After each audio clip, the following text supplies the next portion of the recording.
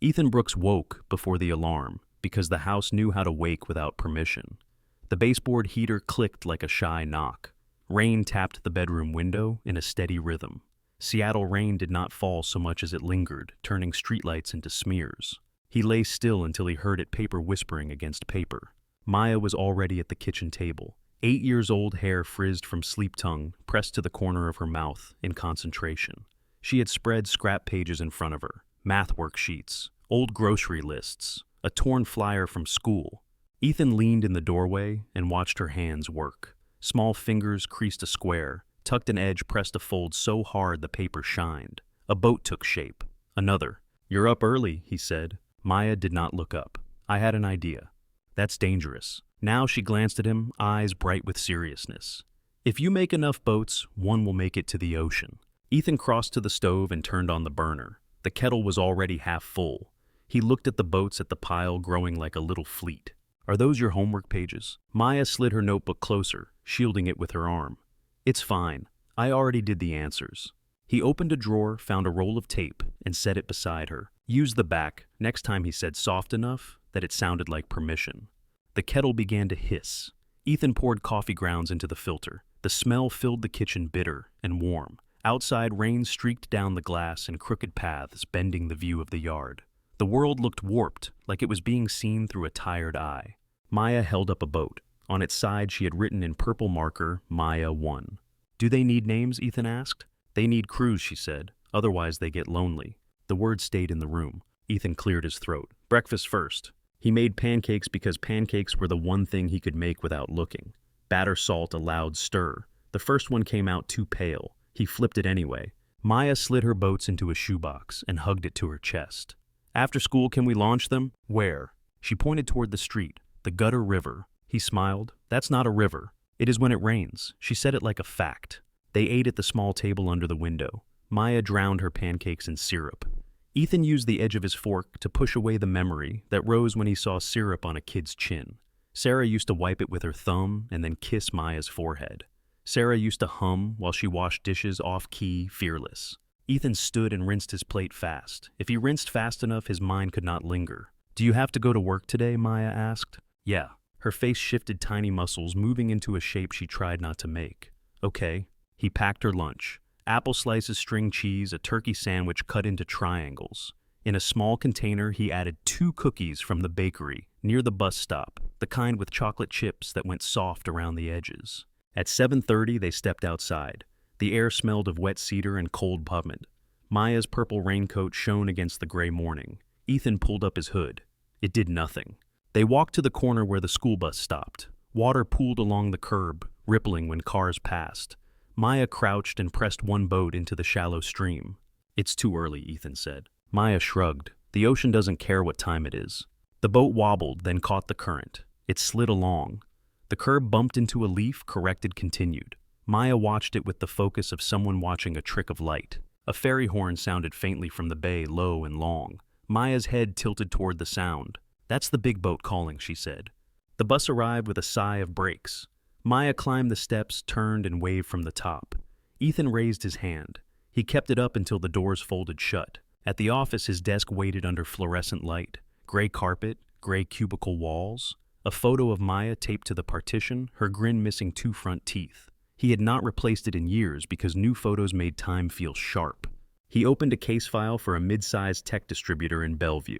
Numbers, patterns, a ledger that was supposed to balance. He liked the part where the truth hid in plain sight. With numbers, someone had to be wrong for you to be right. Around noon, his sister called. Dana did not bother with hello. "You're alive," she said. "Last I checked. I'm picking Maya up on Friday. Don't argue.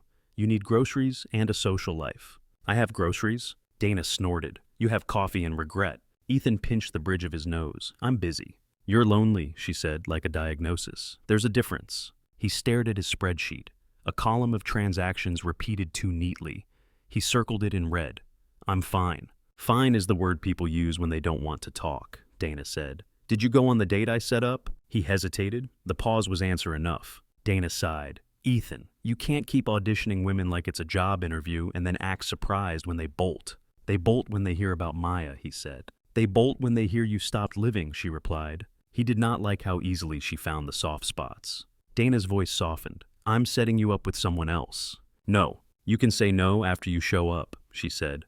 Thursday. Dockside Pub, 6:30. Her name is Jenna. She likes dogs and hates oysters. Be decent. Before he could protest, Dana hung up. Ethan sat in the quiet hum of the office. Rain traced the window in slow lines. In the reflection, he looked older than 45, a man rubbed thin by routine. He opened his phone and stared at the new calendar invite Dana had shoved into his life. He could delete it. He could ignore it. He could do what he always did and tell Maya it went fine.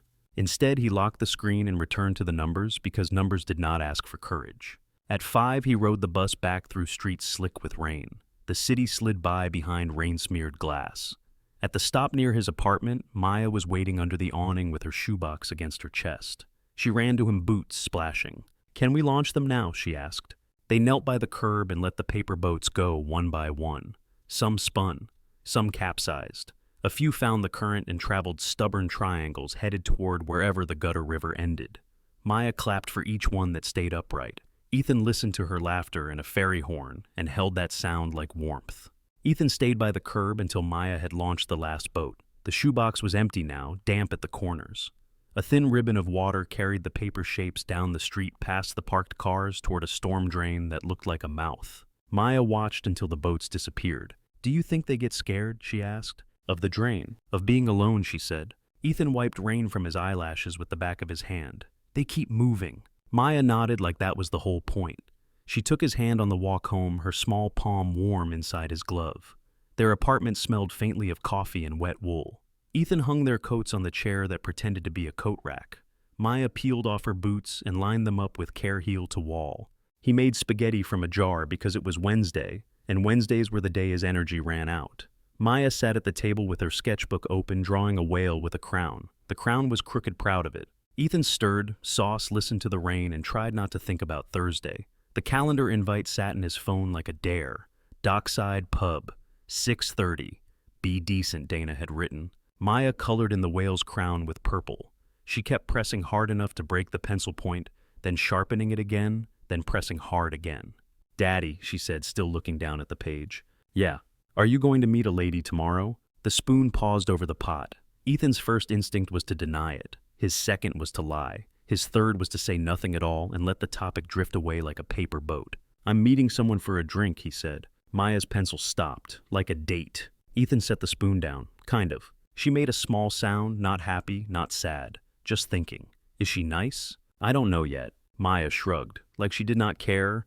Then added in a quieter voice, do you want her to be my mom? The question landed in the kitchen with the weight of a wet coat. Ethan turned off the burner. The silence afterward felt too clean. He sat across from Maya and looked at her hands. They were smudged with graphite nails bitten short. I want you to have people who love you, he said. Maya's eyes stayed on the whale. I already do. I know, he said. You have me, and Aunt Dana, and Mrs. Patel upstairs who sneaks you cookies. Maya's mouth twitched at the mention of Mrs. Patel. And Mr. Lin who lets me pet his dog. Right, Ethan said. You have a whole crew. Maya looked up then, but I still don't have a mom. Ethan's throat tightened. He reached across the table and turned her sketchbook a little so he could see the whale properly. It floated in a sea of dark blue scribbles, sealing like it had a secret. I miss her too, he said. Meaning Sarah, meaning everything. He never said out loud, because it broke the day in half when he did. Maya nodded once. She did not cry. She just went back to coloring hard and steady. They ate their spaghetti. Ethan told her a story about a case at work involving a man who tried to hide money by labeling it office plants, even though the company had no plants.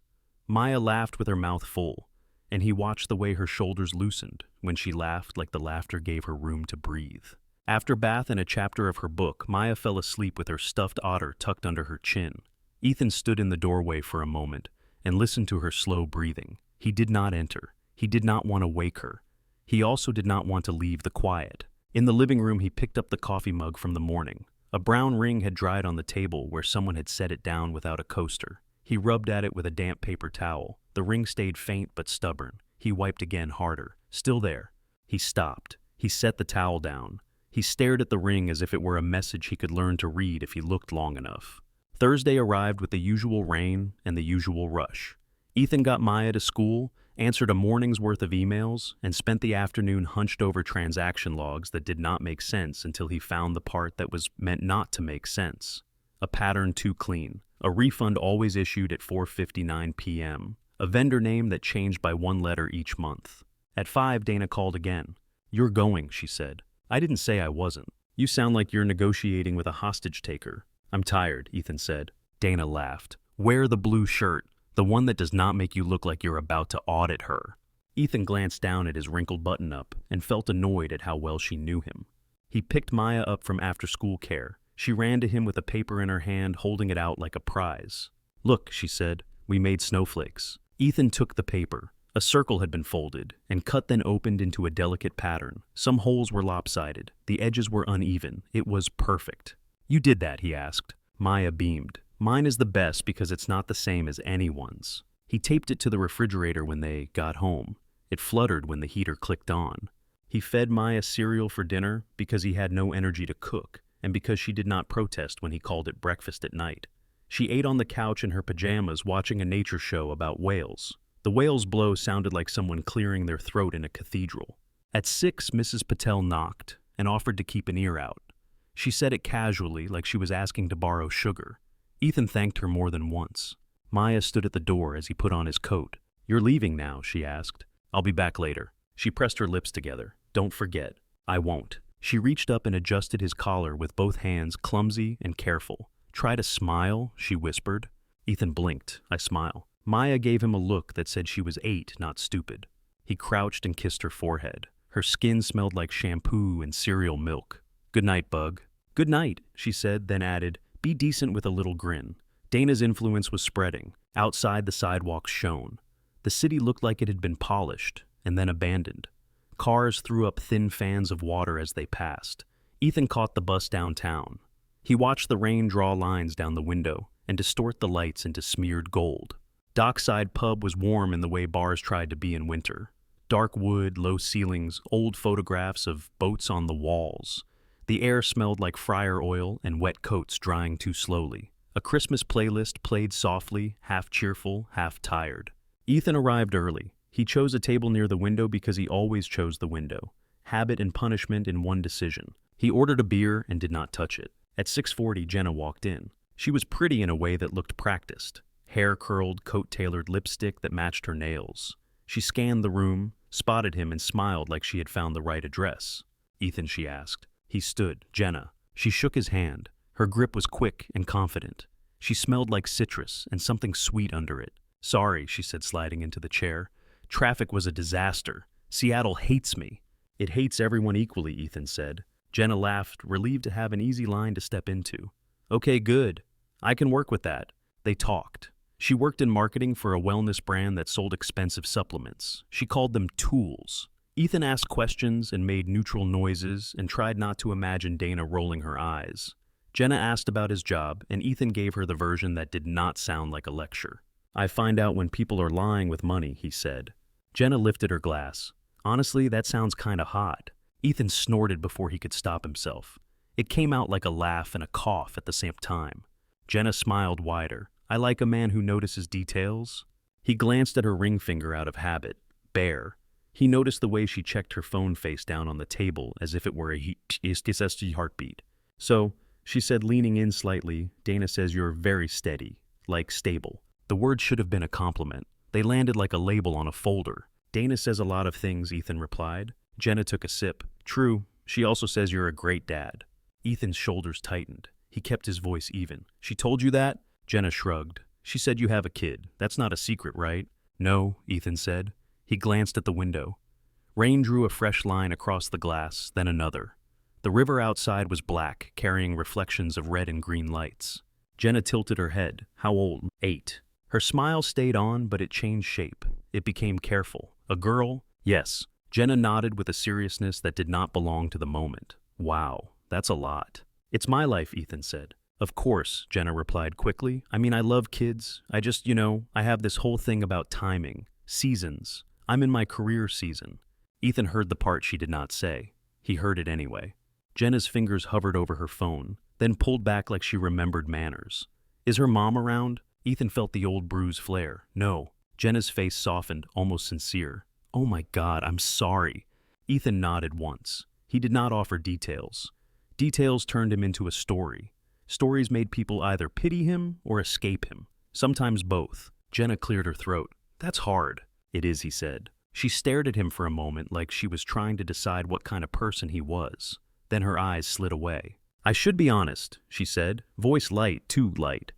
"You're really nice, like genuinely. But I don't think I'm ready for the ready-made family thing." Ethan looked at his beer. The foam had collapsed into a thin ring around the glass. Another ring. Another mark. Jenna reached into her purse. "I don't want to waste your time."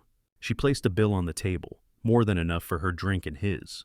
Her hand lingered on the money for a second, like she could press away discomfort with paper. Ethan stood because standing was easier than speaking. "Take care," Jenna said. She smiled again, polished and distant, and then she walked out into the rain without looking back. Ethan sat down slowly. His hands rested on the table. He kept them there, palms flat as if holding himself in place. Around him, people laughed. A couple at the bar argued softly about which song was playing. Someone cheered when a basketball game flashed a score. The world did not notice the small collapse at Ethan's table. He picked up his phone. His lock screen was a photo of Maya holding her snowflake cutout cheeks pink from the cold, eyes bright. He stared at it until his vision blurred, then he locked the phone again. He reached for his coat. The chair scraped against the floor. The sound was too loud. A voice came from the table beside him, calm and precise. "Excuse me," the voice said. Ethan turned, already annoyed at being pulled back into public. The woman at the adjacent table looked up at him. She was not smiling. Her dark hair was pulled back neatly, not a curl out of place despite the damp air. Her coat was simple, but it fit like it had been made for her shoulders alone. She held her glass by the stem untouched. Her eyes met his and did not flinch. "Would you marry me?" she asked. Ethan did not answer right away. The question sat between them like a glass set too close to an edge. The woman waited. She did not fill the silence with laughter or apologies. She did not soften it. Her gaze held steady as if she had made offers like this before, and had learned that flinching turns certainty into a negotiation. Ethan glanced around the pub again, fast and subtle. No phones angled toward them, no drunk friends snickering at a setup. Just a couple by the window sharing fries, a bartender wiping down the same spot of wood, a man in a Seahawks cap watching highlights with his mouth open. Ethan looked back at her. "No, not yet," she said. "That is not how no works." Her mouth moved almost a smile, but it stopped short of becoming one. "You are right. Let me try again." Ethan's hand was still on his coat. He could leave. He could step into the rain, take the bus home, and let this become a strange story he told Dana when she pushed him too hard. The woman's voice stayed calm. "I heard what she said to you."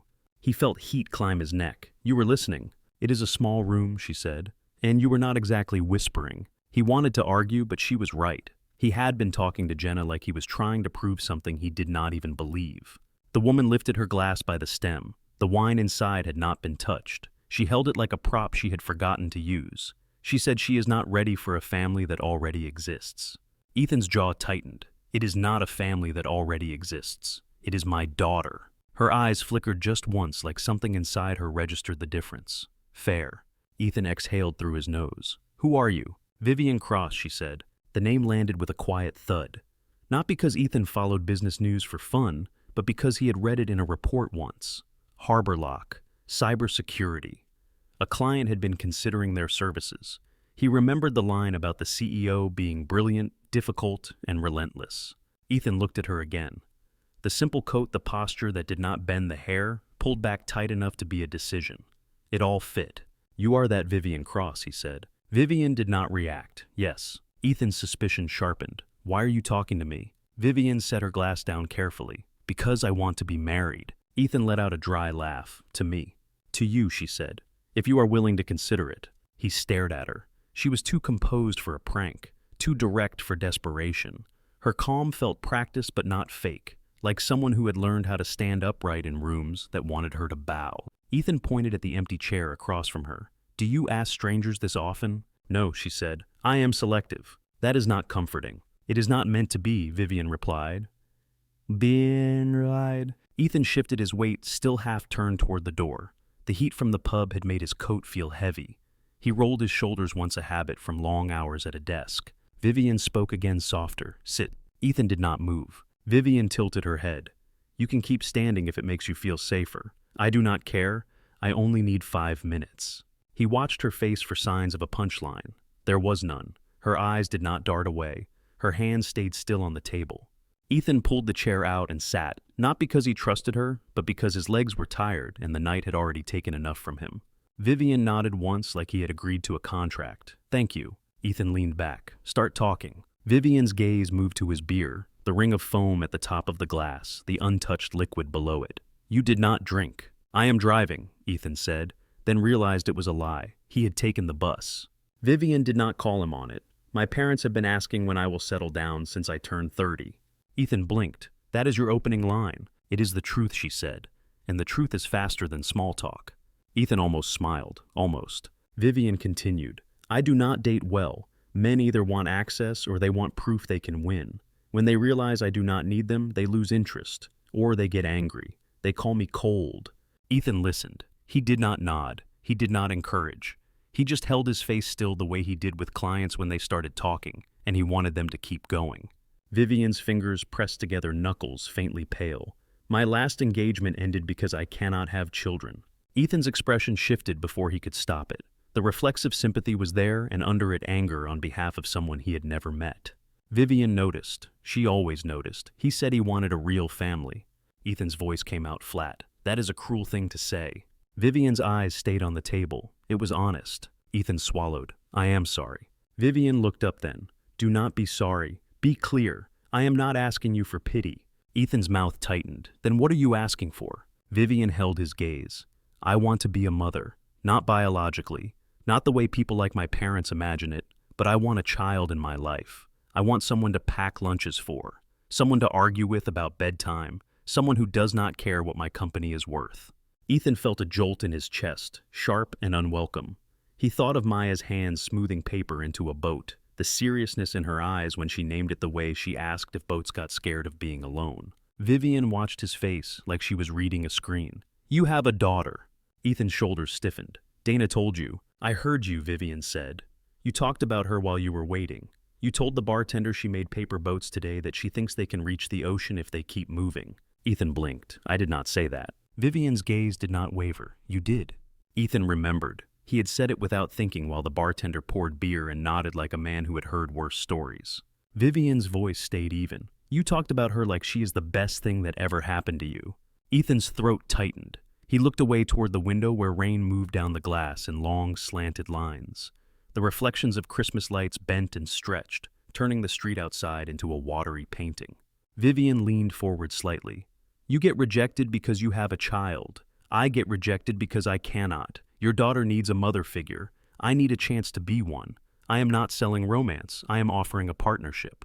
Ethan let out a breath. You make it sound like a merger. Vivian's mouth moved again, that almost smile. I am good at mergers. Ethan rubbed his thumb against the edge of the table. The wood was worn smooth there, polished by years of hands and spilled drinks. How do you even know I am not a mess? He asked. How do you know I am not dangerous? Vivian's eyes narrowed not in fear, but in thought. Dangerous how? Ethan stared at her.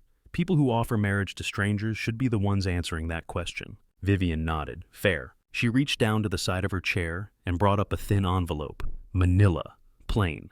It looked like the kind of thing Ethan received from lawyers, the kind that carried consequences. She slid it across the table toward him, slow enough that he could stop it if he wanted. He did not. Ethan did not open it right away. He stared at it, then at her hands. No trembling, no fidgeting. She was a woman who held pressure like posture. What is that? He asked. A prenuptial agreement, Vivian said. Drafted by my attorney. It protects you, and it protects me. Ethan's laugh was sharp. Protects me. Vivian's voice stayed steady. Yes. Separate assets, no claims on my company. No claims on your accounts. Clear exit terms if it does not work. Support provisions for your daughter, including healthcare counseling and education. Ethan's eyes snapped to her. Counseling. Vivian's gaze softened by a fraction. Children lose people. It changes them. Sometimes it helps to have a place where their feelings are allowed to be loud. Ethan swallowed. The pub noise blurred for a moment. Maya in her bed whispering questions into the dark. Maya asking if she should learn to want less. Ethan picked up the envelope. It felt heavier than paper. He opened it carefully, as if it might cut him. Pages, dense text, paragraphs of legal language. He skimmed the headings first the way he always did. Definitions, assets, obligations, duration, termination. 2 years, he noticed. A minimum term with an option to extend, rewrite, or dissolve. He looked up. 2 years. Vivian did not blink. Long enough to build routines. Long enough to know if we can do it without making it feel temporary. Long enough that a child does not think adults disappear after a few weekends. Ethan's chest tightened. He heard Maya's voice in his head. Don't forget. Ethan lowered his eyes back to the paper. This is insane. Vivian nodded. Yes. And you are telling me you have been planning this? Vivian's expression did not change. I plan everything. Ethan set the papers down. Why me? Vivian's gaze held his. Because you did not drink after you got rejected. You did not curse her. You did not call her names. You looked like you were taking the pain and folding it into yourself so it would not spill onto anyone else. Ethan's throat worked. That does not make me marriage material. It makes you safe, Vivian said. And it makes you steady. It makes you the kind of person a child can attach to without bracing for impact. Ethan felt his eyes sting and hated it. He blinked hard once then again. Vivian's voice dropped a little. Also, I looked you up. Ethan's head snapped up. You did what? Vivian did not apologize. You have a professional website. You have case citations. You helped uncover a fraud scheme in a local nonprofit last year. You testified. You did not back down. You did not take the easy settlement. You did not let them bury it. Ethan stared at her. That is public record. Vivian nodded. Yes. Ethan's mind moved fast the way it did when a number did not add up. So, you wanted a man with integrity. And a child. Vivian's eyes stayed on his. I wanted a family. Ethan looked down at the prenup again. The clauses about education and health. The clause about counseling. The clause about guardianship if something happened. Too precise. Too sober. Too much thought behind it. He set the envelope aside and leaned forward. You cannot just buy your way into my daughter's life. Vivian's gaze sharpened. I am not trying to buy. Ethan's voice rose slightly. This paper looks like money trying to sound like love. Vivian's face stayed calm, but her jaw tightened. Love is not a contract. I know that. Ethan held her gaze. Do you? Vivian's breath came out slow. No. That is why I started with what I understand. Clear terms. Clear protections. I do not want you to feel trapped. I do not want you to wonder if I will take something from you. I do not want your daughter to be exposed to chaos. Ethan's hands went flat on the table again, the same position as before, palms pressing into wood. You do not know her. Vivian nodded. Then let me. Ethan shook his head. This is not a job interview. Vivian's eyes did not leave his. Then treat it like something more serious. Ethan stared at her for a long moment. He heard laughter from the bar. He heard the fryer hiss. He heard the rain against the window. Somewhere outside, a ferry horn sounded low and distant, a long note that seemed to call across dark water. Ethan spoke quietly. My wife died 6 years ago. Vivian's face shifted subtle and real. I am sorry. Ethan's voice stayed steady, but his fingers curled against the table edge. My daughter remembers her in fragments. A smell. A song. A face in pictures. I am all she has, and I do not get to experiment with her feelings. Vivian nodded once. I agree. Ethan's eyes narrowed. You agree, and you still asked. Vivian's voice softened. Because I am tired of empty rooms. Ethan felt the truth in that, the way you felt cold in your bones long after you stepped inside. He swallowed. If you want even a chance, you meet my daughter first. Public place. Daytime. You do not make promises to her. You do not call yourself anything you have not earned. If she does not like you, it ends there. Vivian's shoulders eased a fraction. Relief, or something close to it. Okay. Ethan watched her. And you do not tell my daughter this started as paperwork. Vivian's eyes held his steady and serious. I would never. Ethan nodded once. He reached for his phone, unlocked it, and opened a new contact. His thumb hovered. The act felt larger than it should have. Vivian slid her phone across the table screen, lit waiting. Ethan typed his number. He did not add a heart, he did not add a nickname. Just digits clean and exact. Vivian took the phone back and looked at the screen, as if it contained something fragile. She set it down. Her voice was quiet. Thank you. Ethan's throat tightened again. Do not thank me yet. Vivian nodded. Fair. Ethan stood. His coat felt heavy again. He picked up the envelope, then hesitated, then tucked it under his arm. Vivian rose too smooth and controlled. She did not reach for him. She did not try to close distance. She simply looked at him, eyes steady. Ethan looked back, then turned toward the door. The rain met him immediately cold on his cheeks, soaking his hair within seconds. The sidewalk shone under the streetlights. A shallow stream ran along the curb carrying leaves and grit toward the drain. Ethan paused and looked down. A paper boat had lodged against the curb, half soaked, its folded edge sagging. Purple ink smeared along its side, the letters still visible. Maya 1. Ethan crouched, picked it up gently, and held it in his palm. The paper was soft, ready to fall apart. He tucked it carefully into his coat pocket and started walking.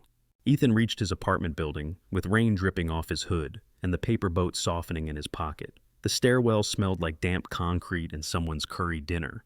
A television murmured behind a door on the second floor, the sound thin through old walls. Mrs. Patel opened her door before he could fit his key into the lock. She wore a cardigan and reading glasses, hair pinned back like she had not moved since he left. "You are back," she said, not a question. Yes. Her eyes went to his face, then past him, like she could see straight through the walls, to Maya's room. "She is asleep." She asked once, then she fell asleep holding her otter. "Thank you," Ethan said. Mrs. Patel nodded, satisfied, then glanced at the damp envelope tucked under his arm. "Mail that makes men frown is always trouble." "It's nothing," Ethan said. Mrs. Patel made a small sound that could have meant she did not believe him, or she did and did not approve. "Good night, Ethan." "Good night." Inside, the apartment was dim and warm. The baseboard heater clicked steady and familiar. Ethan hung his coat on the chair and stood there for a moment listening. No sound from Maya's room except the soft rise and fall of sleep. He went to the kitchen, set the envelope on the table, and pulled the paper boat from his pocket. Maya 1 was smeared now, but still readable. The boat sagged, a little ruined thing that had tried to travel. He placed it on the counter near the sink, as if it might float again if it stayed dry. Then he washed his hands longer than necessary. In the living room, he sat on the couch and stared at the envelope. He did not open it again. He had seen enough. Clear terms, clear exits, a way in, a way out. That was what his life had become since Sarah died. Routes, plans, rules that kept the day from collapsing. A fairy horn sounded faintly through the rain, low and long. Ethan listened until it faded. He slept badly. He dreamed of paper boats filling a room, rising like water pressing against doors. In the morning, Maya was already awake, sitting cross-legged on the rug with her sketchbook open. She had drawn a boat bigger than a whale bigger than a city. Ethan poured cereal into a bowl and set it in front of her. "How did you sleep?" Maya shrugged. "Fine." She ate a spoonful, then looked up. "How was your date?" Ethan kept his face neutral. It did not work out. Maya stared at him for a beat, reading the space around the words. "Did you smile?" He exhaled. "I tried." Maya nodded like she accepted that answer. Then she went back to her cereal. She did not ask why it did not work out. She had asked that before and did not like the answers. She had learned to stop touching bruises. Ethan drove her to school through streets slick with rain. Maya hummed to herself, a tune without words. When he dropped her off, she ran to her friends and did not look back. That was a kind of mercy. At work, Ethan tried to bury himself in numbers. He followed a trail of small lies inside a ledger, a vendor account that existed only on paper. It should have satisfied him. It did not. At lunchtime, Dana called. So she said, "How did Jenna do?" Ethan looked out at the rain streaking the office window. She did not do.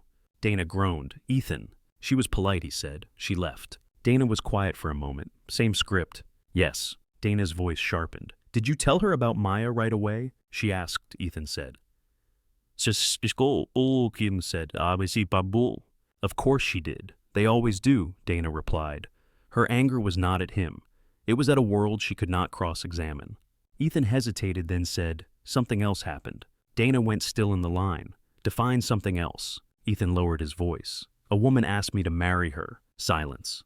Then Dana said, "I am sorry, what?" Ethan rubbed his forehead. "I am not joking." Dana's tone shifted into lawyer mode. "Did she appear wealthy? Did she offer you money? Did she mention crypto?" "She mentioned a prenuptial agreement," Ethan said. Dana made a choking sound that might have been laughter. "Oh, she is serious."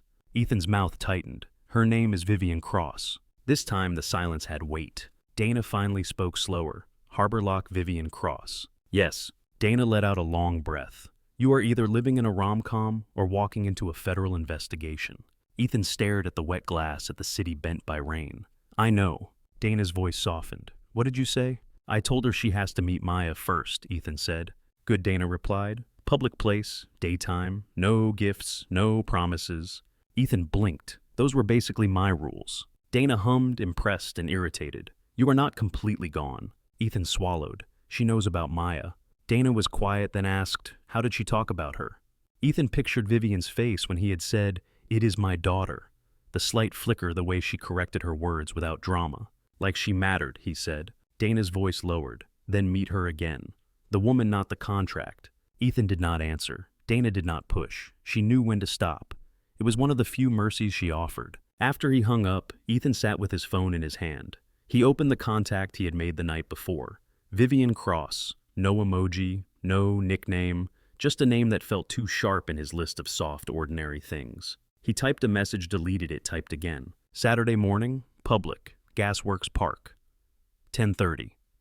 If you still want to meet my daughter. He stared at the screen, then hit send before he could rethink it. A reply came within a minute. Yes, thank you, I will be there. Vivian. No extra words, no reassurance, no pressure.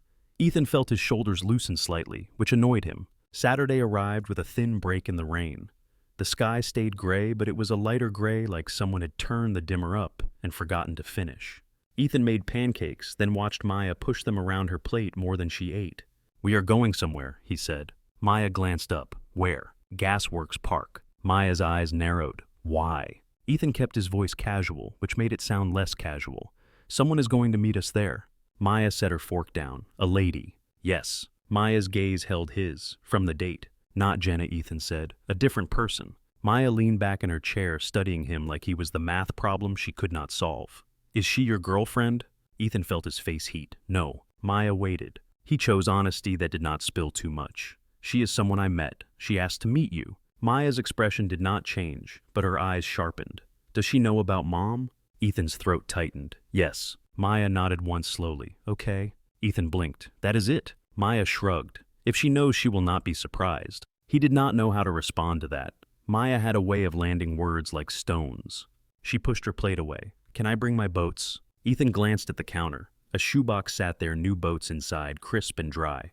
She had been making them all week. You can bring 2, he said. Maya grinned. 3. 2, he repeated. Maya grinned wider. 2.5. Ethan sighed. 3. They drove across town. The streets were damp and shining. Cars hissed by. The smell of wet earth rose from the park. As they walked up the path, the grass dark with moisture. Maya held the shoebox against her chest like a treasure. Ethan's hands were shoved deep in his coat pockets. Every step felt like a decision. Vivian was already there. She stood near a bench facing the water, looking out over the lake. She wore jeans and a dark sweater, no coat buttoned, hair pulled back but looser than at the pub. The wind moved a few strands near her cheek. She looked for once like a person waiting, not a person arriving. When she saw them, her posture shifted. Her shoulders lifted slightly, then settled. Her face stayed composed, but her eyes changed. Nervousness quick and honest. Ethan felt a flicker of relief. If she could be nervous, she could be human. Vivian stepped forward. Ethan. Vivian, he said. Maya stood half behind Ethan's leg, peeking out. Ethan crouched slightly, so his voice could meet Maya's height. Maya, this is Vivian. Maya watched Vivian without blinking. Hi. Vivian crouched too, not too close, giving space. Her voice softened. Hi, Maya. Thank you for meeting me. Maya's eyes moved over Vivian's clothes, her hands, her face. Then she said, You look like you do not fall down a lot. Vivian blinked. A quiet laugh escaped her, surprised. I fall down sometimes. Not outside, Maya said. Vivian held the moment, did not rush to correct it. Not often outside. Maya considered that. She opened her shoebox and pulled out a paper boat. This one had a purple stripe down the side. She held it out. What is it? Vivian asked. A boat, Maya said, as if Vivian had asked what the sky was. Vivian took it carefully, like a brittle leaf. It is very nice. Maya tilted her head. Can you make one? Vivian looked at the boat, then at Maya, then at Ethan. For a second, her eyes showed panic, small and real. Then she returned her attention to Maya. No, Vivian said, I cannot. Maya frowned, offended on behalf of paper. Why? I never learned, Vivian replied. Maya's frown vanished. She straightened, like she had been handed a job title. I can teach you. Vivian's mouth curved a real smile this time. I would like that. Ethan watched Maya step fully out from behind his leg. She moved closer to Vivian without asking permission. That alone was rare. Maya did not attach quickly. She had learned not to. They walked toward the edge of the path where rainwater ran in a thin line along the curb. Maya knelt and placed a boat into the shallow stream. It bobbed, then steadied. That one is Captain Maya announced. Vivian crouched beside her, jeans darkening at the knee. Captain is brave. Maya nodded. He has to be. Vivian glanced at Ethan. Is there a rule about feeding ducks here? Ethan blinked. There are geese. Vivian's eyes widened slightly. Geese are aggressive. Maya giggled. They are mean, but they are funny. Vivian stood and brushed her hands on her thighs, then paused unsure. She looked like someone who could walk into a boardroom without blinking, but did not know where to put her hands around an 8-year-old. Maya solved it by grabbing Vivian's sleeve. Come on, I will show you the best place for boats. Vivian let herself be led. Ethan followed it at a measured distance, heart thumping, in a way he hated. The wind off the lake carried the scent of cold water and metal. A ferry horn sounded from far away, muffled by cloud and distance. Maya stopped near a storm drain at the edge of a parking lot. Water trickled toward it, carrying leaves. This is the ocean door, Maya whispered, reverent. Vivian crouched again. Does it go to the ocean? Maya nodded solemnly. If the boats do not get stuck. Vivian looked at the drain, then at Maya.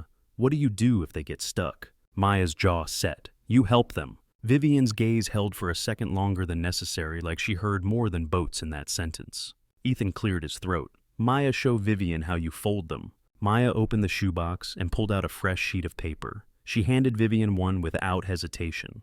Vivian took it and held it too carefully, like she might break it by touching.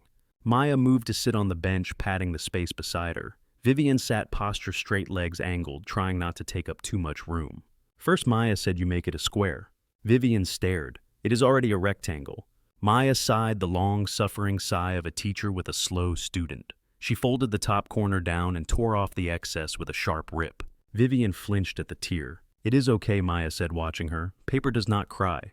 Vivian's lips pressed together. Good. Maya began, instructing, voice firm. Fold, press, turn, fold again. The paper creased under Vivian's fingers, awkward at first, then smoother.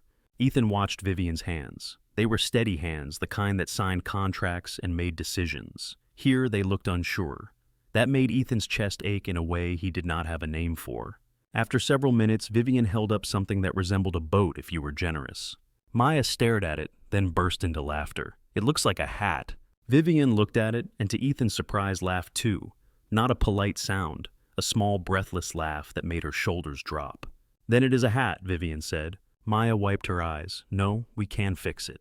Vivian handed the paper back without pride. Please. Maya adjusted a fold, pressed a crease, tugged an edge into place. The boat became a boat. Maya handed it back like she had performed surgery. Vivian held it, expression strangely tender. Thank you. Maya nodded, satisfied. Now it needs a name. Vivian looked at Ethan, a question in her eyes that she did not speak. Ethan gave a tiny shrug. Name a boat. It will not kill anyone. Vivian looked back at Maya. What is your favorite thing? Maya answered immediately. Whales. Vivian tilted her head. Then this boat is Whale. Maya considered. Whale is not a boat name. Vivian's eyes warmed. It can be. Maya smiled, slow and pleased. Okay, Whale. They launched the boat together. Maya placed it in the stream. Vivian held the edge for a moment, then let go. The paper boat floated, wobbling, then catching the current like it had decided to try. Maya clapped softly.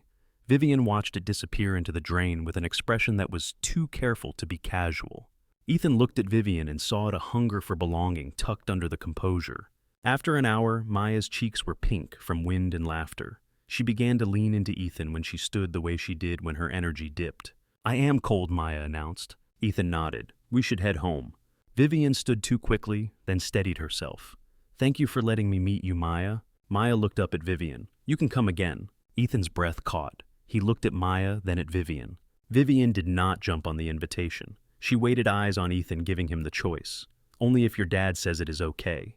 Maya turned her gaze to Ethan, expectant. Ethan felt the weight of both their attention. The rain had held off, but the air was still damp, still cold. A ferry horn sounded again, distant, and Ethan realized he was holding his breath. He exhaled. We can do this again. Maya smiled like a light turning on. Vivian's eyes softened, relief flickering across her face before she tucked it away. They walked back toward the parking lot. Ethan held Maya's hand. Vivian walked on his other side, close enough to share space, far enough not to crowd. At the cars, Vivian paused. Text me when you get home, she said to Ethan. He frowned. Why? Vivian's gaze stayed steady. So I know you did. Ethan wanted to argue, but the request was simple. Not control, not performance, just certainty. Okay, he said. Vivian looked down at Maya. Goodbye, Maya. Maya lifted her chin. Bye, Vivian. Vivian hesitated, then lifted her hand. Maya waved back, casual, already turning toward Ethan's car. Ethan watched Vivian walk to her own car, a dark sedan that looked too clean for Seattle rain. She drove away without honking, without drama, just a smooth merge into traffic. Ethan drove Maya home through damp streets. Maya talked about boat names and geese, and how Vivian's boat had almost become a hat. At home, Ethan hung their coats on the chair. Maya dropped the shoebox on the counter and ran to her room to draw Whale the boat before she forgot the shape. Ethan stood alone in the kitchen for a moment. On the counter by the sink sat Maya 1, the soggy boat from the gutter river, now dry enough to hold its form, again still crooked, still there. His phone buzzed, a single message from Vivian. Thank you. Ethan stared at the word, then typed back, home. Maya liked you. He set the phone down and listened to Maya's pencil scratching in the other room, steady and alive. Outside, rain began again, light against the window, turning the street into soft reflections. Ethan's reply sat on the table between the salt shaker and the shoebox of boats, while Maya drew in the next room. Home. Maya liked you. The words looked too plain for what they carried. From Maya's doorway, he watched her pencil move.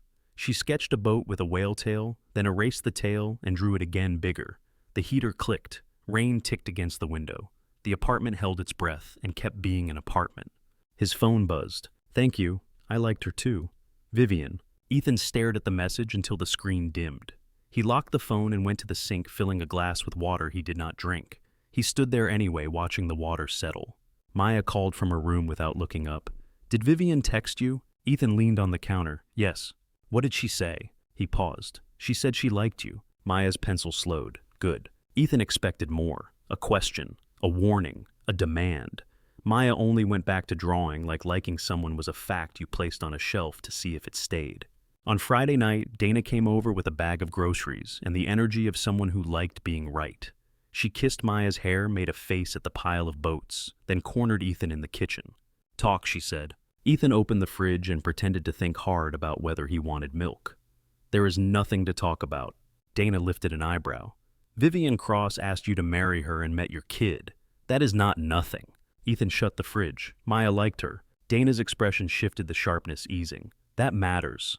It does, Ethan said. Dana leaned against the counter, arms folded. How did Vivian act with her? Ethan pictured the way Vivian crouched without being asked, the way she did not push, the way she laughed when Maya called her boat a hat. She listened, he said, like she had nowhere else to be. Dana nodded slowly. Okay. Ethan glanced toward Maya's room. I do not know what I am doing. Dana's eyes held his. You are letting your kid meet someone in daylight in public while you watch every breath. That is what you are doing. It is not reckless. Ethan's jaw tightened. It feels reckless. Dana's voice softened. It feels like you are alive. He did not answer. He could not without giving her too much. Saturday morning came with a lighter rain that drifted instead of struck. Maya ate pancakes faster than usual and kept glancing at the window like she could see the park from there. Ethan checked his phone once, then put it face down. Maya noticed. You are nervous. I am fine. Maya gave him the look again, the one that said she could read adults better than adults wanted. Wear the coat that does not squeak, she said. Ethan blinked. My coats squeak. The brown one squeaks less. He wore the brown one. They drove to Pike Place because Maya wanted to see the fish and because it was crowded enough that nobody could pretend their meeting was anything special. Ethan parked too far away and walked it with his hands in his pockets, pretending the chill was the reason he kept clenching his fingers. Vivian waited under the awning near the entrance, watching the street like she was tracking patterns in traffic. She looked different in daylight. Still composed, still precise, but there was less armor in her face. Her hair was down today, damp at the ends. Maya spotted her first. She lifted her shoebox like a flag. Vivian's eyes found Maya. Her mouth softened. She raised her hand in a small wave that looked almost uncertain. Maya waved back and ran 2 steps ahead, then stopped and came back to take Ethan's hand. She did not say why. She did not have to. Hi, Maya said when they reached Vivian. Hi, Vivian replied, and her voice warmed around the word. You brought boats. Maya nodded. 3, like a crew. Vivian glanced at Ethan. I am honored. Ethan's throat tightened. He kept his face neutral. Let's walk. Inside the market, the air smelled like salt and citrus and bread. Vendors shouted prices. Someone laughed too loudly. The floor was slick in spots, wet from shoes and fish and spilled ice. Maya pressed her face to a tank of live crabs and made a disgusted noise. They look like they are plotting. Vivian leaned in beside her, studying the crabs with serious focus. They are. Maya giggled, then grabbed Vivian's sleeve. Come see the flying fish. Ethan followed as Maya pulled Vivian into the crowd. He watched Vivian's shoulders tighten when someone bumped her. She did not snap. She did not glare. She simply shifted her weight and kept moving, letting Maya lead. At the fish stall, a man in rubber boots lifted a salmon and tossed it across the counter. The fish flew in a silver arc, water droplets scattering. Maya squealed and clapped. Vivian startled, then laughed quick in surprise like she had forgotten she could. Maya turned to her. Did you know fish can fly? Vivian wiped a drop of water from her cheek. I do now. They bought hot chocolate from a stand near the corner. Maya asked for extra whipped cream. Vivian asked for none. Ethan watched her say it with the same firmness she probably used in boardrooms. Maya took a sip and sighed dramatically. This is perfect. Vivian took her cup and held it between both hands. It is hot. That is the point, Maya said. Vivian nodded, obedient student. Right. Ethan paid for his coffee. Vivian's hand moved toward her purse, then paused.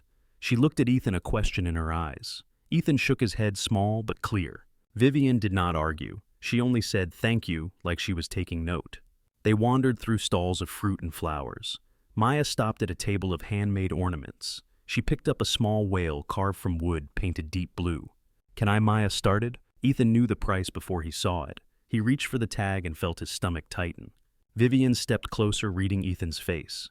She did not reach for her wallet. She did not speak. She waited. Maya lowered the whale slowly. It is okay, she said, too quick. Ethan crouched beside her. Pick something smaller. Maya shook her head. I do not need it. Vivian's gaze flicked between them, quick and careful. Her voice was quiet. Maya, would you like to show me your favorite stall instead? Maya brightened immediately, grateful for the redirect that did not feel like pity. Yes, the donut one. They ate donuts on a bench outside, sugar melting into their fingers. Rain misted the air, soft enough to ignore. Maya licked her thumb and grinned at Vivian. Your hair is getting wet, Maya said. Vivian touched a damp strand, then shrugged. So is yours. Maya tilted her head. My hair likes rain. It gets wilder. Vivian's eyes warmed. Mine too. Ethan watched them, the way they found small jokes and built a little bridge out of them. He tried to name the feeling in his chest. It was not happiness, not yet. It was something closer to relief, mixed with fear that relief could be taken away. On the drive home, Maya talked the whole way. About fish, about donuts, about how Vivian laughed like she was surprised by herself. Ethan kept glancing in the mirror. Vivian drove behind them in a dark car that stayed a respectful distance back. Never too close, never lost. At the apartment, Maya kicked off her shoes and ran to the kitchen table, spreading paper out like she was setting up a class. Boat school, she announced. Vivian hung her coat on the chair with care. Ethan watched her scan the living room.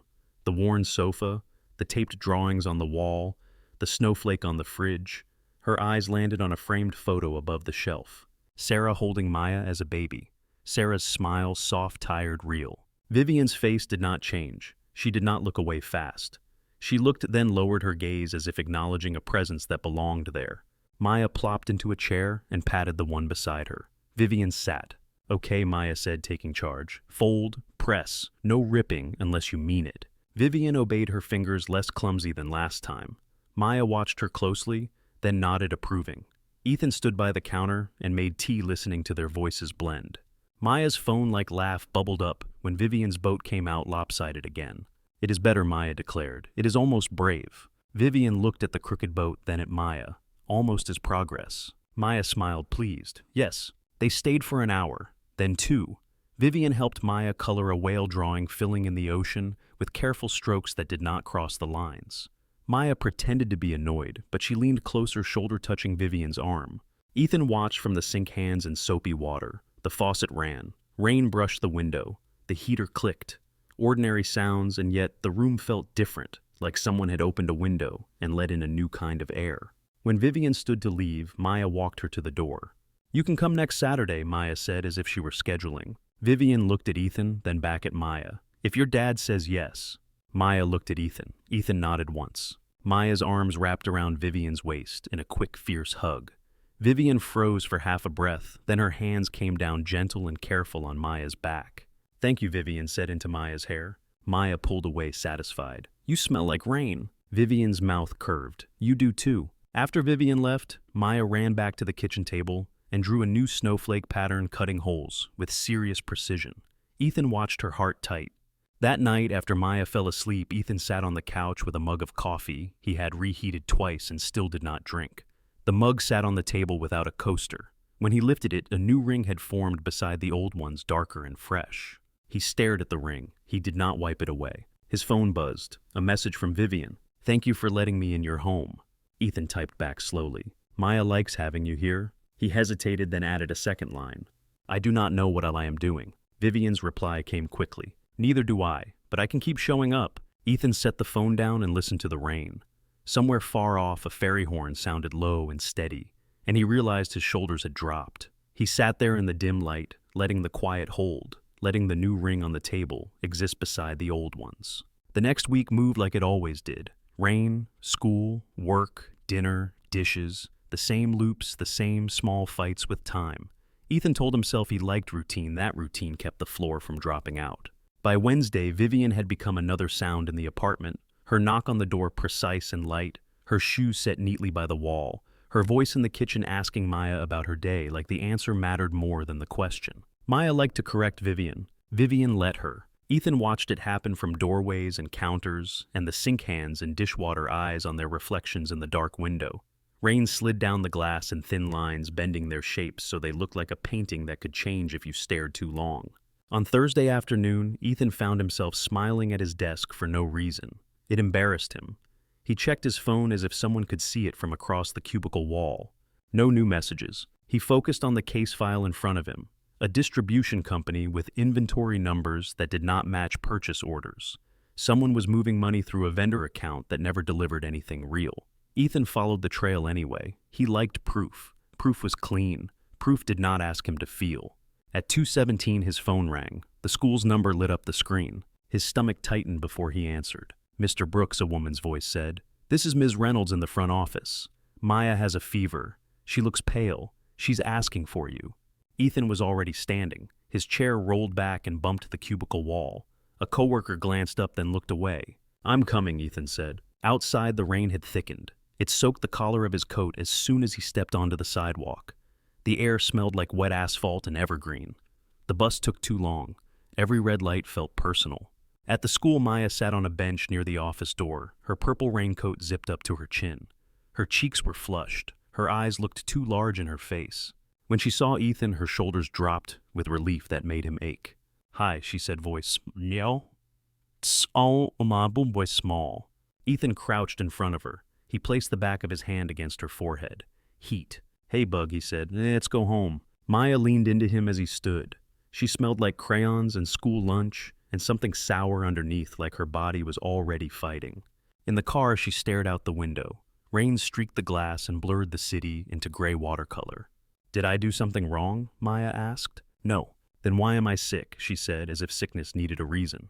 Because you are a kid in a school full of other kids, Ethan replied. Germs are rude. Maya made a sound that could have been laughter if it had more energy. At home, Ethan kicked off his shoes and carried her coat to the chair. Maya moved straight to the couch and curled up with her otter face pressed into the plush. Ethan took her temperature. The thermometer beeped. 101.8. He set a glass of water on the coffee table and turned on the humidifier. The room filled with a soft hiss. He found children's acetaminophen in the cabinet and measured it carefully, eyes narrowed like he was auditing the dosage. Maya swallowed and made a face. You can hate it, Ethan said. Just swallow it. Maya swallowed, then whispered, I want Mom. Ethan's hands froze around the spoon. He sat on the edge of the couch. He pulled Maya into his chest and held her there. Her forehead burned through his shirt. I know, he said. Maya's breathing hitched once, then settled. Her eyelids fluttered. She did not cry. She just pressed her face against him like she was trying to merge into something solid. Ethan held her until her body softened, and the weight of her settled into sleep. His phone buzzed. A text from Vivian. How was Maya's day? Ethan stared at the words. He typed back. She's sick. Fever. I'm home with her. 3 dots appeared almost immediately. Do you need anything? Ethan's first instinct was no. His second instinct was also no louder. He typed, No, I've got it. He sent it, then watched the screen annoyed at how quickly his mind had learned to expect her reply. It came anyway. I can come help. I can bring soup. I can stay quiet. You do not have to do this alone. Ethan stared at the message. The phrase "you do not have to" felt like someone had opened a window in a sealed room. He typed, "You have work." Vivian replied, "I am the CEO. I can work from anywhere. Tell me yes or tell me no." Ethan looked at Maya asleep, her hair damp at the temples. He looked at the half-empty medicine bottle on the table. He looked at his laptop bag by the door, the case file sitting inside like a weight. His pride tried to stand up. His exhaustion sat it back down. He typed, "Yes, come." Vivian's reply came at once. 20 minutes. Ethan moved through the apartment like he had been given a new job. He cleared the coffee table, wiping away rings without fully erasing them. He put a fresh blanket on the couch. He set a trash can near Maya's feet just in case. He turned the lights down. Maya stirred and opened her eyes halfway. "Daddy," she mumbled. "I'm here," Ethan said. She blinked slowly. "Is it Saturday?" "No." Maya's eyes drifted shut again. "Okay." The knock came at exactly 19 minutes. 2 taps. Pause. 1 more. Ethan opened the door. Vivian stood in the hallway with rain on her coat and a paper bag in one hand, a smaller bag in the other. She looked damp and purposeful. Her hair clung slightly to her cheek. Without waiting to be invited, she stepped inside and lowered her voice. "Where is she?" Ethan nodded toward the couch. Vivian walked over and crouched beside Maya without touching her. She looked at Maya's flushed face for a moment, then at Ethan. "Temperature, 101.8, Ethan whispered. Vivian nodded. She set the bags on the floor and pulled out a container of soup. It smelled like ginger and garlic and something soothing.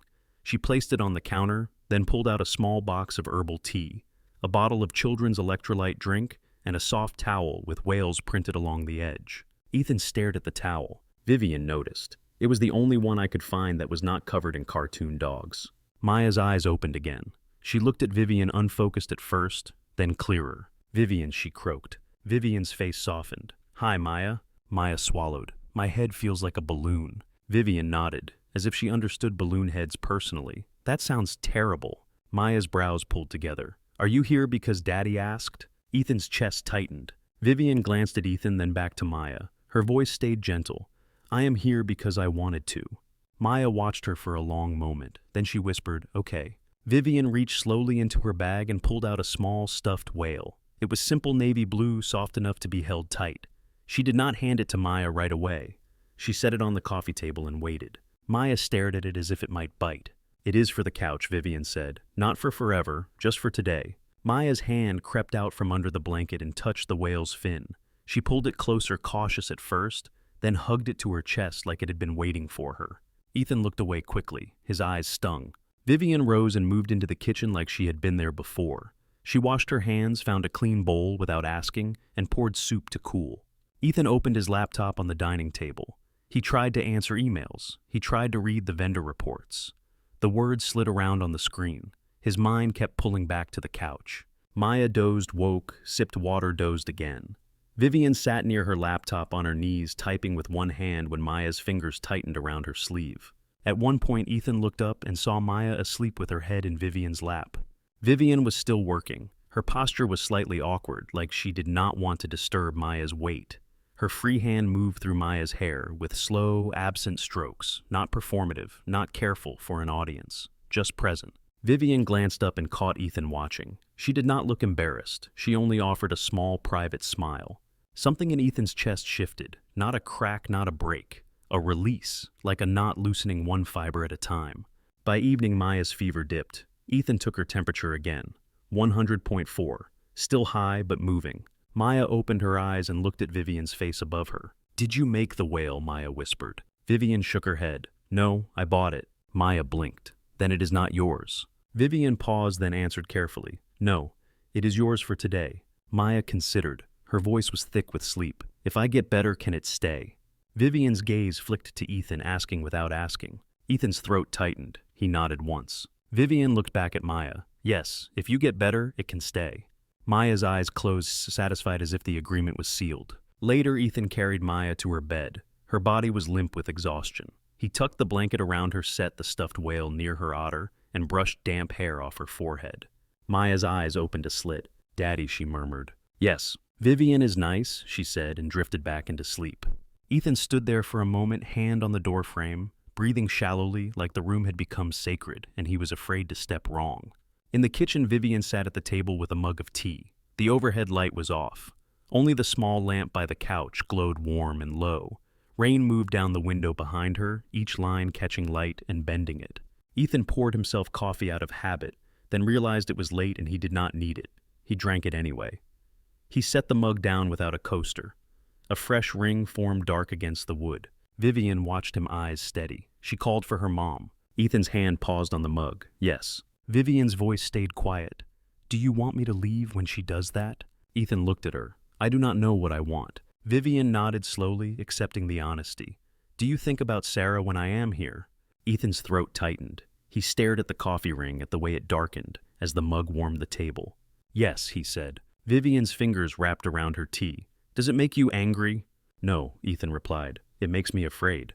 Vivian waited. Ethan swallowed. Afraid that if I let something good in it will be taken. Afraid that Maya will attach and lose again. Afraid that I am betraying Sarah. Vivian's gaze held his. You cannot betray someone by living. Ethan's mouth tightened. My head knows that. My chest does not. Vivian's eyes softened. I do not want to replace her. Ethan looked up sharply. Vivian continued, choosing each word like it mattered. I do not want Maya to forget her. I do not want you to pretend Sarah did not happen. I only want space to care. A seat at the table, not the whole table. Ethan's breath caught.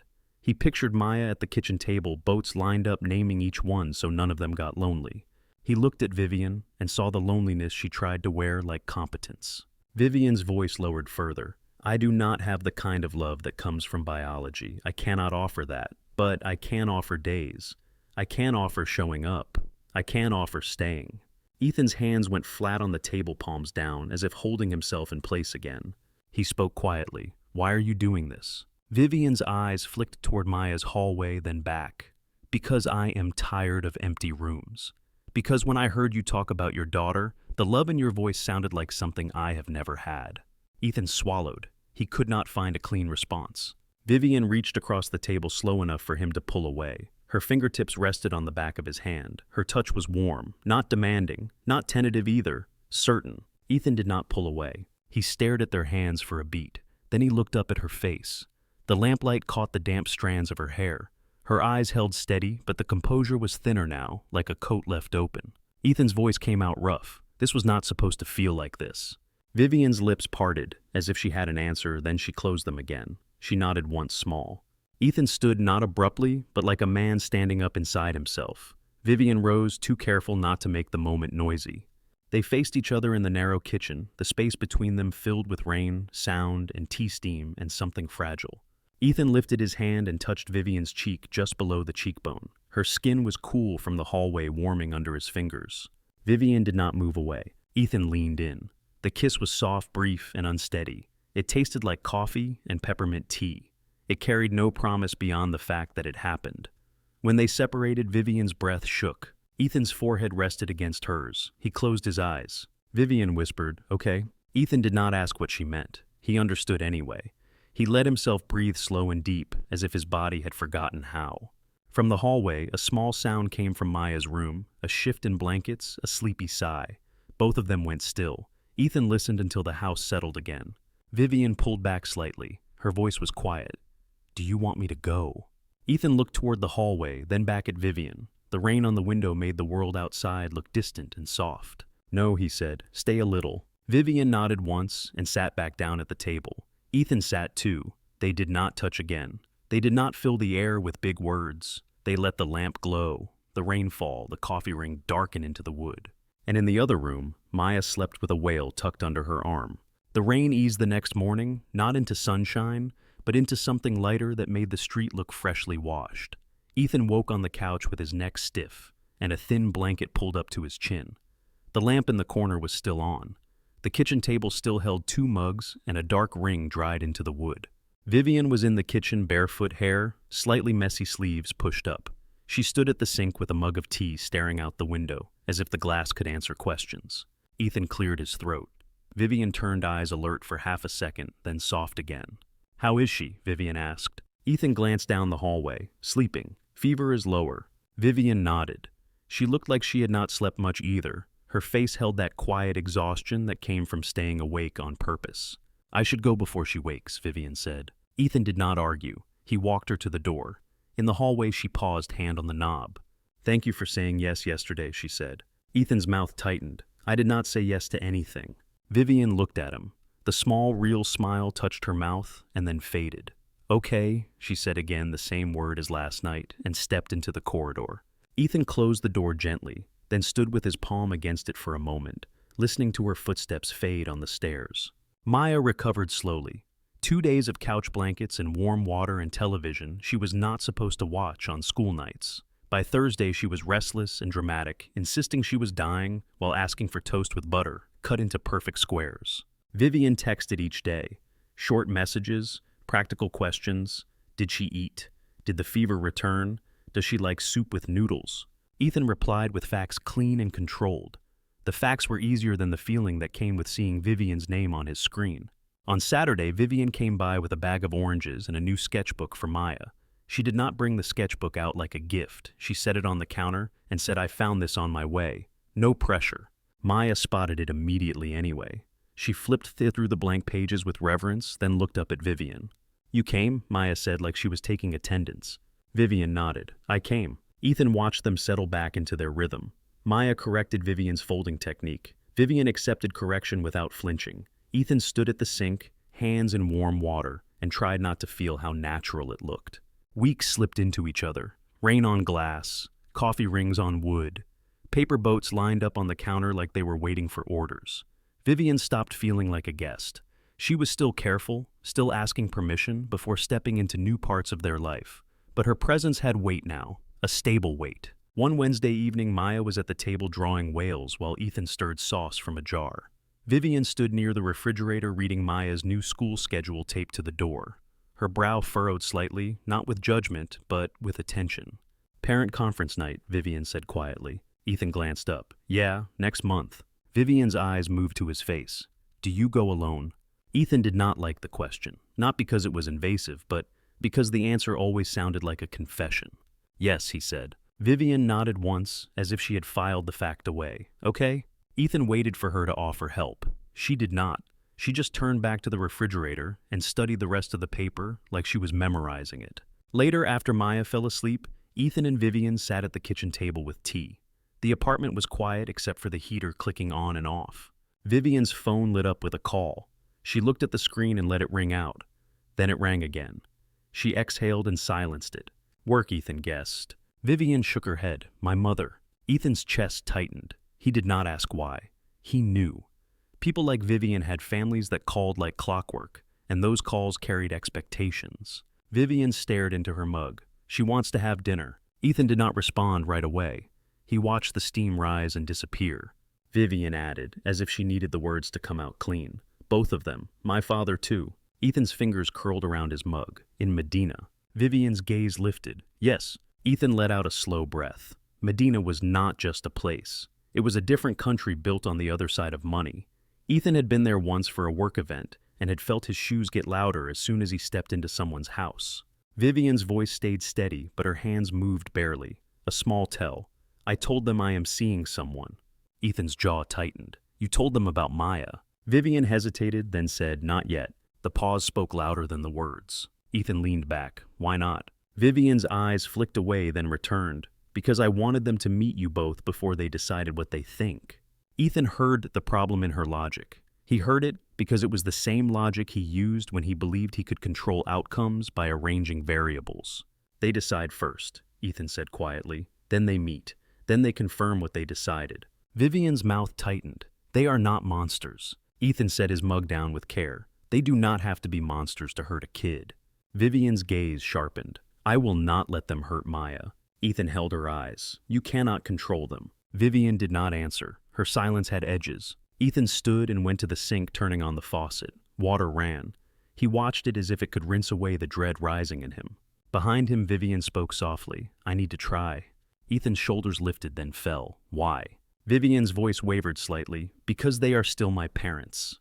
Ethan turned off the water. "And Maya is my child." Vivian's expression hardened, then softened again. "I know.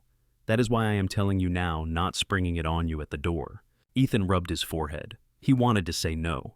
He wanted to lock their world small and safe, to keep it inside Ballard where the chairs were worn and the drawings were taped up, and no one asked for tax returns at dinner. He turned around. Vivian was watching him, eyes steady but vulnerable under the steadiness. 1 hour, Ethan said. If they say one cruel thing, we leave. Vivian nodded quickly. Relief flickered across her face. Okay. Friday came like a heavy coat. Ethan wore his brown coat again because it did not squeak. Under it he wore the cleanest button-up he owned, ironed twice, and still not perfect. He debated wearing a tie, then decided the tie would make him look like he was begging. Maya wore a navy dress that Dana had bought issued for a school concert. She insisted on her purple raincoat over it anyway. This is my armor, she declared. Ethan did not correct her. In the car, Maya swung her feet and asked questions in a bright voice that sounded slightly forced. Do they have a dog? I do not know. Do they have snacks? I do not know. Do they like whales? Maya asked. Ethan glanced in the rearview mirror. Vivian was following in her car headlights, soft behind them in the drizzle. Probably not, Ethan said. Maya made a thoughtful hum. Then I will teach them. Medina looked different in the rain. The streets were wide, the trees tall, the houses set back like they needed space to breathe. The driveway to the Cross home was curved, lined with low lights that reflected on wet stone. The house itself was glass and clean lines, a modern thing that looked like it had been designed to impress people who were already impressed by everything. Maya pressed her face to the window. It is like a spaceship. Ethan parked behind Vivian. His hand stayed on the steering wheel for a moment longer than necessary. Vivian got out first, shoulders squared. She came to Ethan's side and opened Maya's door, smiling. Hi, Vivian, said Maya. Did you make some burgers? Oh, maybe since I need my passport ready. Maya nodded solemnly. Yes. Vivian looked at Ethan. Her eyes asked a question she did not say. Ethan gave a small nod. The front door opened before they reached it. Marianne Cross stood in the doorway, hair perfectly styled, sweater, the color of cream. Her smile was polite in the way you could sign your name to. Behind her, the foyer gleamed with stun and soft lighting. Vivian, Marianne said. She kissed Vivian's cheek. Then her eyes moved to Ethan and Maya, taking them in with quick precision. Not rude, not warm either.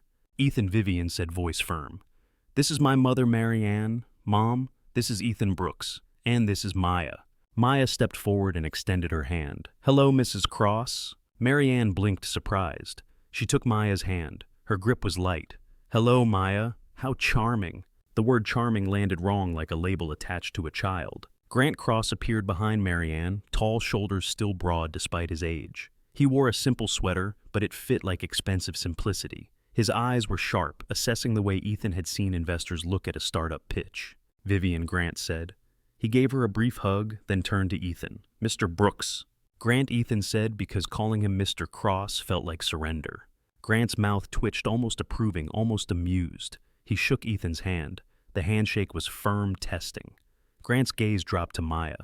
And this must be the little one, Grant said. Maya's chin lifted. Yes, sir. Grant's eyebrow rose a fraction. Well, they moved into the dining room. The table was long set with more silverware than Ethan thought any person needed to eat one meal. The room smelled faintly of lemon polish. A fire crackled in a sleek fireplace that looked more decorative than warm. Maya stared at the place setting. She looked at Ethan, panic flickering, then smoothed her face. Ethan leaned down and whispered, use the outside fork first. Maya nodded, eyes wide. Dinner began with small talk that was not small. Marianne asked Ethan where he grew up. Ethan answered, South Seattle, apartment above a mechanic shop. His father left early. His mother worked nights. Marianne nodded as if listening to a documentary. Grant asked Ethan about his work. Ethan described forensic accounting in plain language, careful to keep it interesting without sounding proud. You catch people who steal, Grant said. Yes. Grant swirled his wine. That must make you suspicious by nature. Ethan met his gaze. It makes me attentive. Grant's mouth curved slightly. Attentive. Good. Maya picked at her food, trying to act like she ate this way every day. Ethan could see her fingers tighten around her fork when the room went quiet. Vivian sat close enough that her knee brushed Ethan's under the table. The contact steadied him more than he wanted to admit. Marianne's eyes moved to Maya. So, Maya, what do you like to do? Maya swallowed. I draw, and I make paper boats. Marianne smiled. Paper boats. How sweet. Sweet. Charming. 2 words that sounded like a pat on the head. Grant asked, and how is school? Maya brightened slightly. Good. I am reading a book about orcas. Grant nodded. Orcas. Interesting creatures. Very intelligent. Very territorial.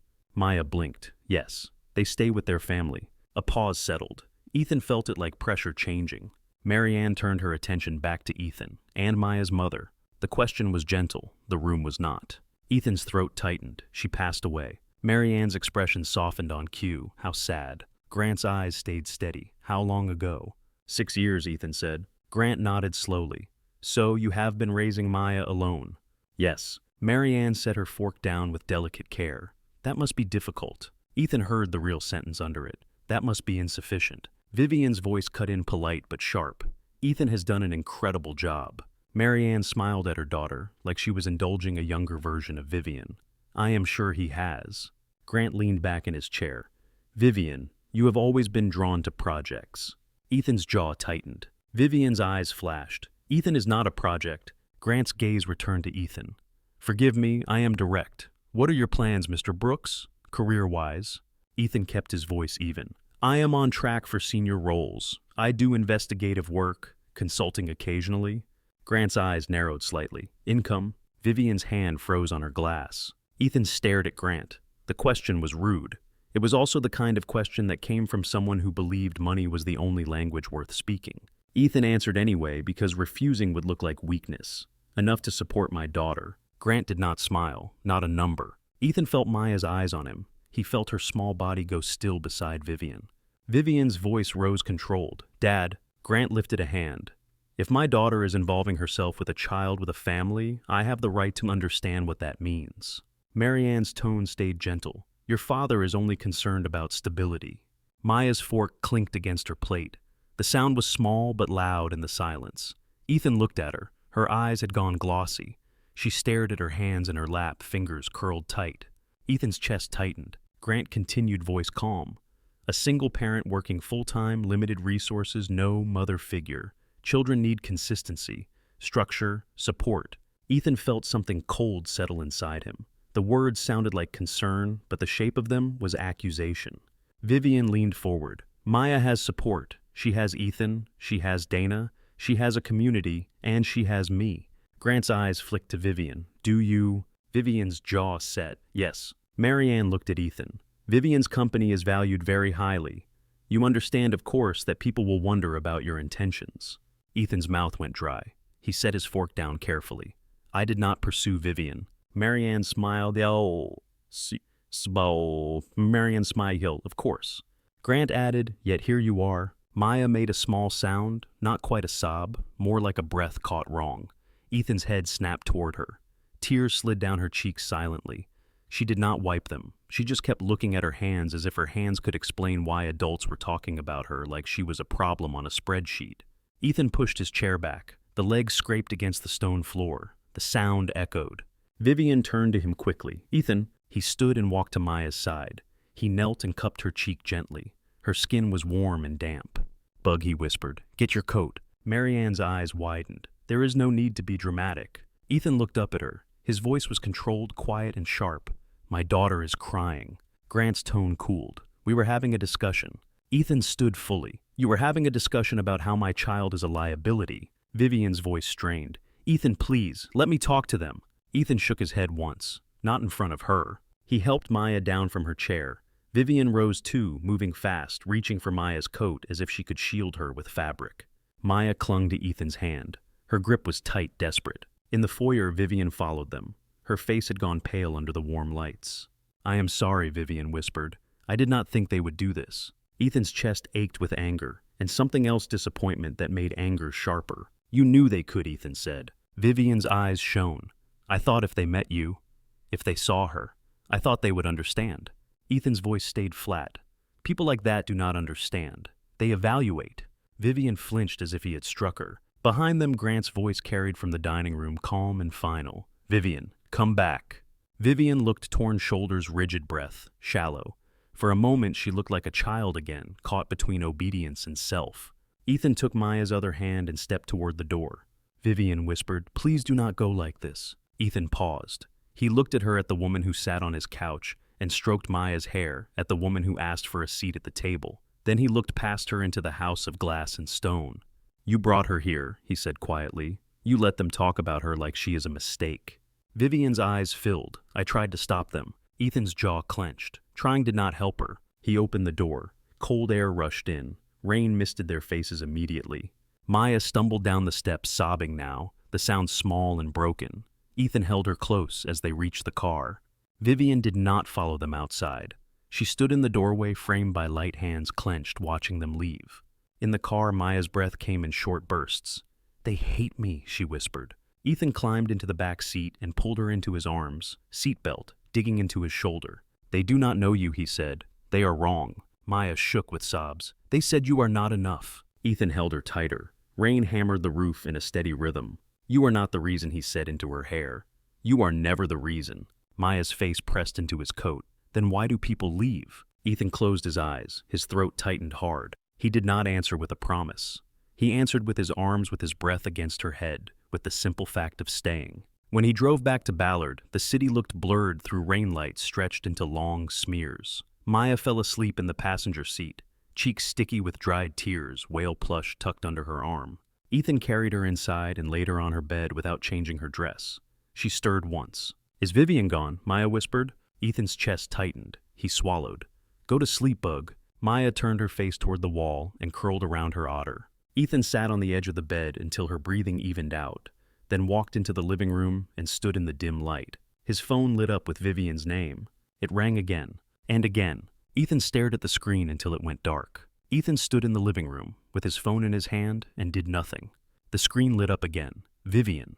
The name looked too clean for the mess in his chest. He let it ring until it stopped. The silence after felt like a door closing. He put the phone face down on the coffee table. A ring already lived there, faint and old. The wood was stained with ordinary life. Coffee, tea, condensation, proof that time passed even when people tried to hold it still. Ethan walked to the kitchen and ran water he did not need. He stared at the stream as if it might wash the night out of his mouth. His jaw ached from holding it tight. He could still hear Grant's voice in that bright house, calm and sharp.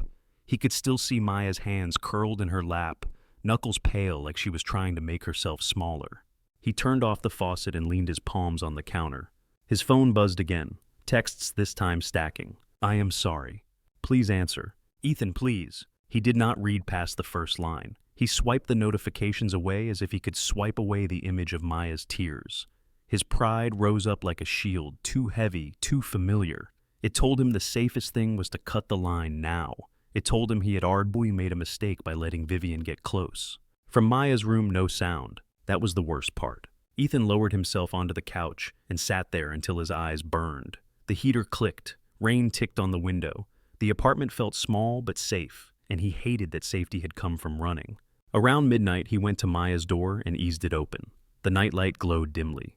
Maya slept on her side, otter pressed to her chin, whale plush tucked against her chest. Her face was puffy from crying even in sleep. There was a dried track of tears along her cheek.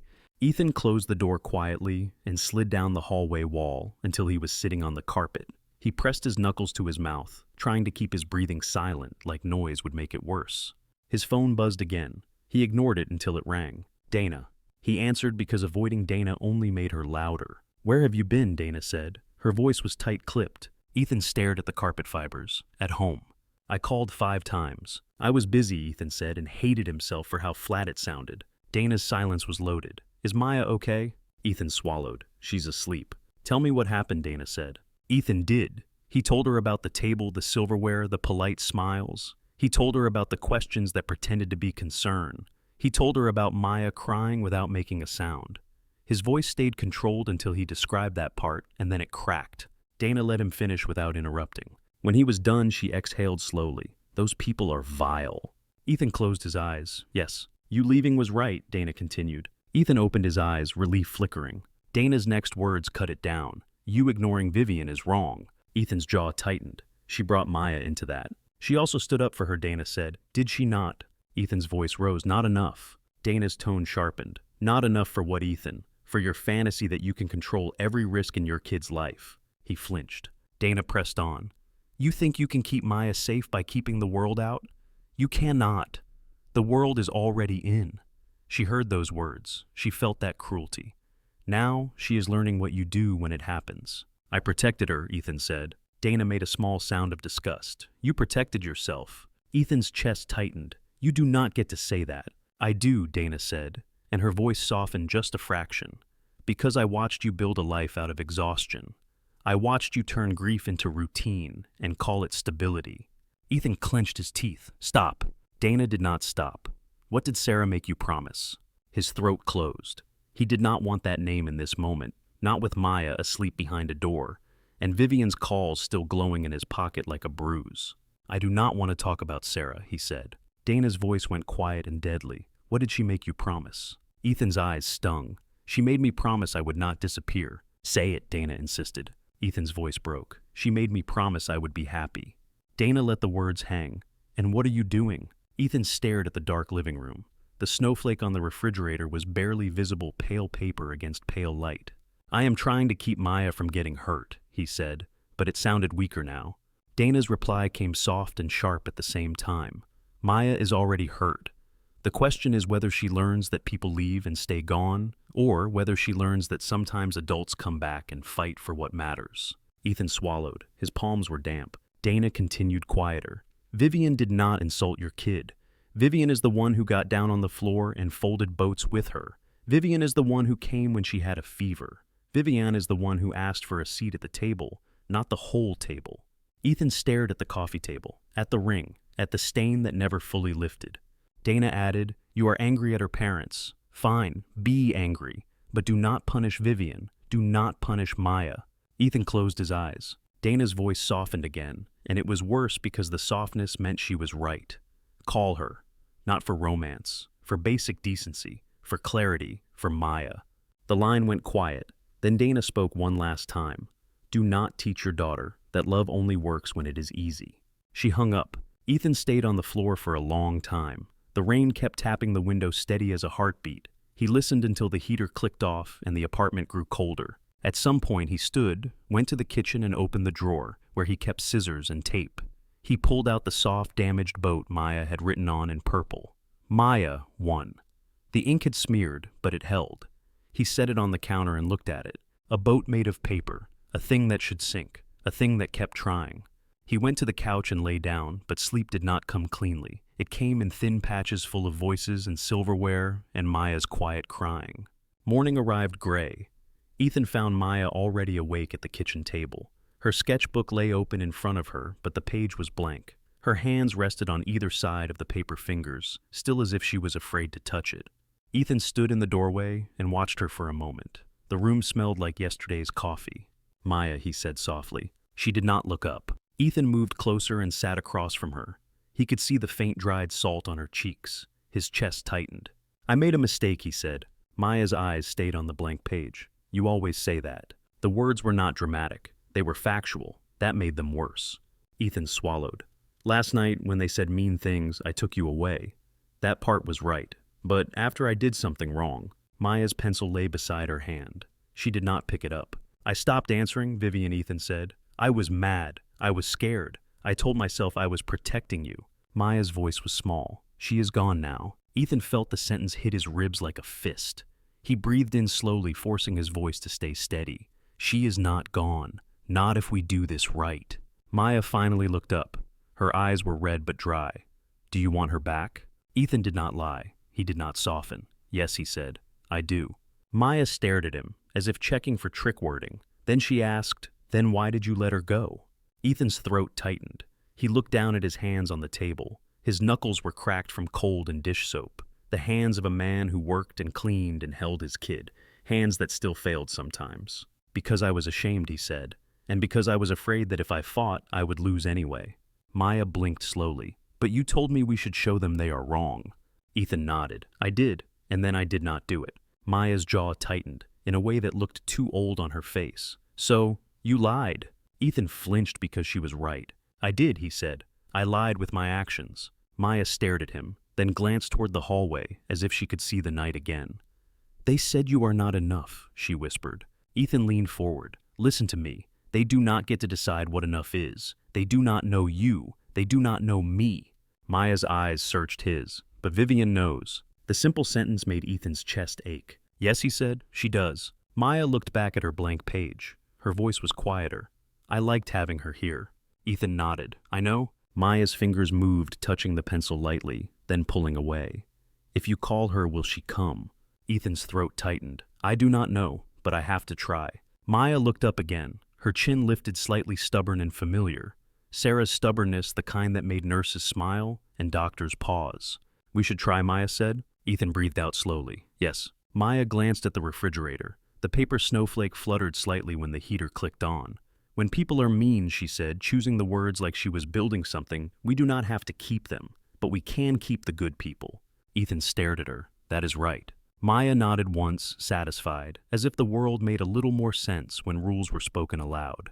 Ethan reached across the table and covered her hand with his. She let him. "I am sorry," he said. Maya's voice was small. "Me too." For what Ethan asked, alarmed. Maya shrugged, and her eyes went glossy. "For being the reason."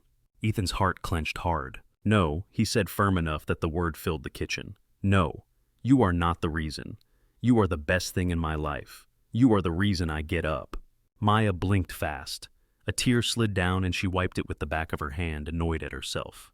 Ethan squeezed her fingers gently. "I am going to call Vivian today," he said, "and I am going to say I am sorry, and I am going to ask her to talk to me." Maya watched him, then nodded. "Okay."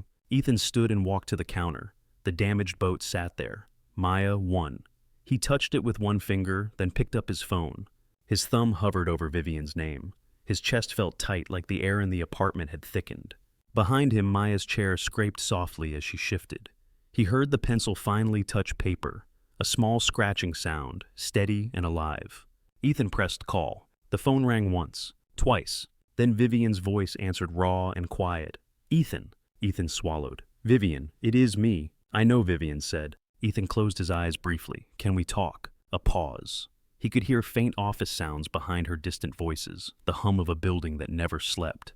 "Yes," Vivian said. Her breath shook slightly. "Yes, we can talk." Ethan opened his eyes. The rain had started again, thin lines running down the glass, bending the view outside. In the reflection, he saw Maya at the table, drawing, shoulders hunched in concentration, making something on the blank page.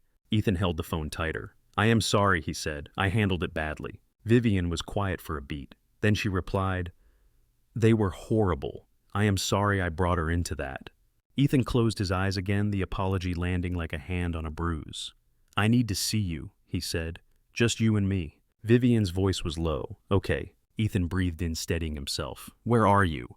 "At my office," Vivian said. Ethan looked at the paper boat on the counter, then at Maya's drawing taking shape. He swallowed. "I can come."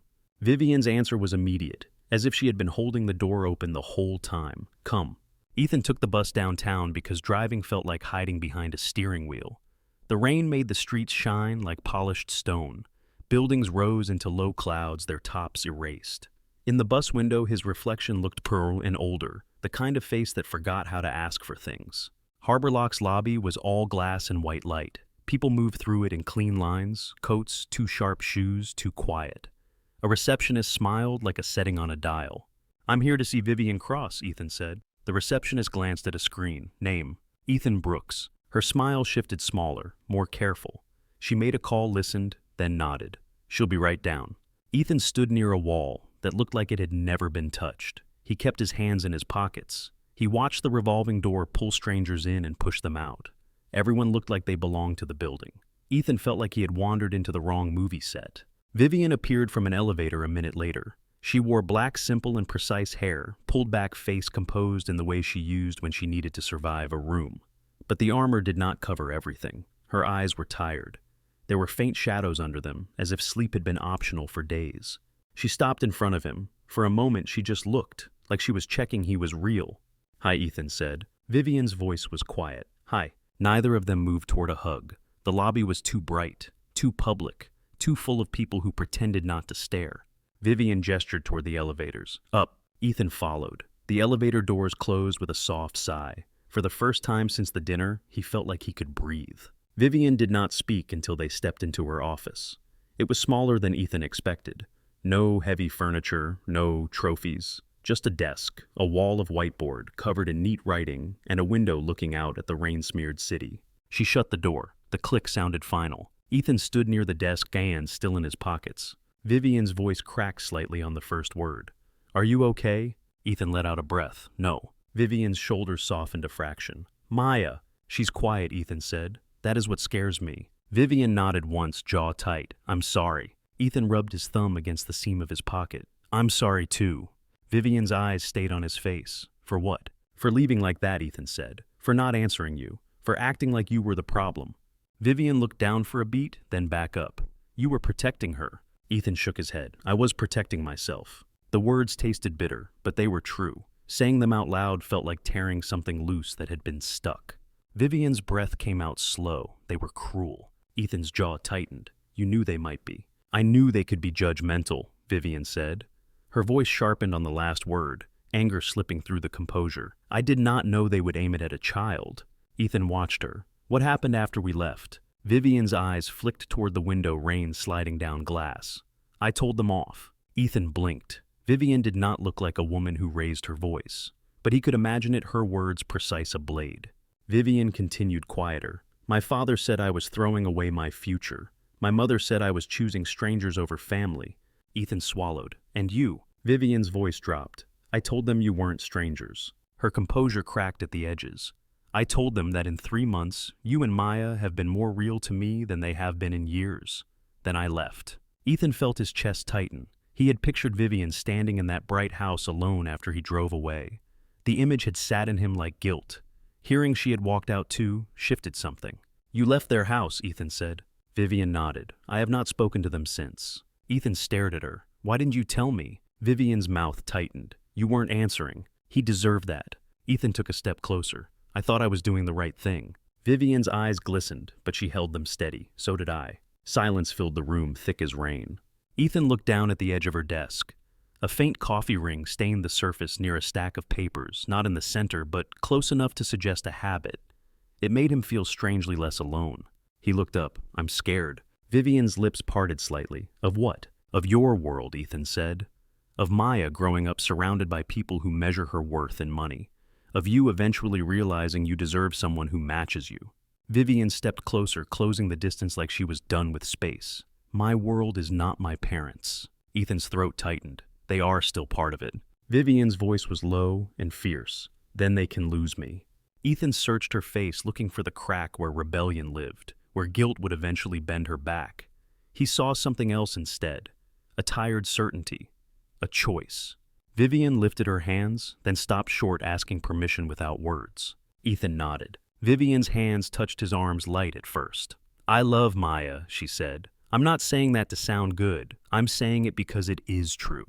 Ethan's breath caught. Vivian's voice softened. And I love you. I hate that my parents hurt her. I hate that I let them close enough to try. Ethan swallowed hard. Maya wants you back. Vivian's eyes squeezed shut for a second. When she opened them, there were tears held tightly in place. Does she? Yes, Ethan said. She told me. She also told me I should not let the good people go. A shaky laugh escaped Vivian, more breath than sound. She is smarter than both of us. Ethan stepped closer. He pulled Vivian into him. She went rigid for a heartbeat, then melted arms wrapping around his back, holding on like she had been falling quietly for weeks. In the hallway outside the office, voices passed. Phones rang. Life kept moving. Inside, Ethan felt her breathe against his shoulder, uneven human. When they pulled apart, Vivian wiped her cheeks, quickly annoyed at the evidence. I look terrible. Ethan shook his head. You look like you stayed. Vivian's mouth curved faint. I did. Ethan glanced at the door. Can you come home?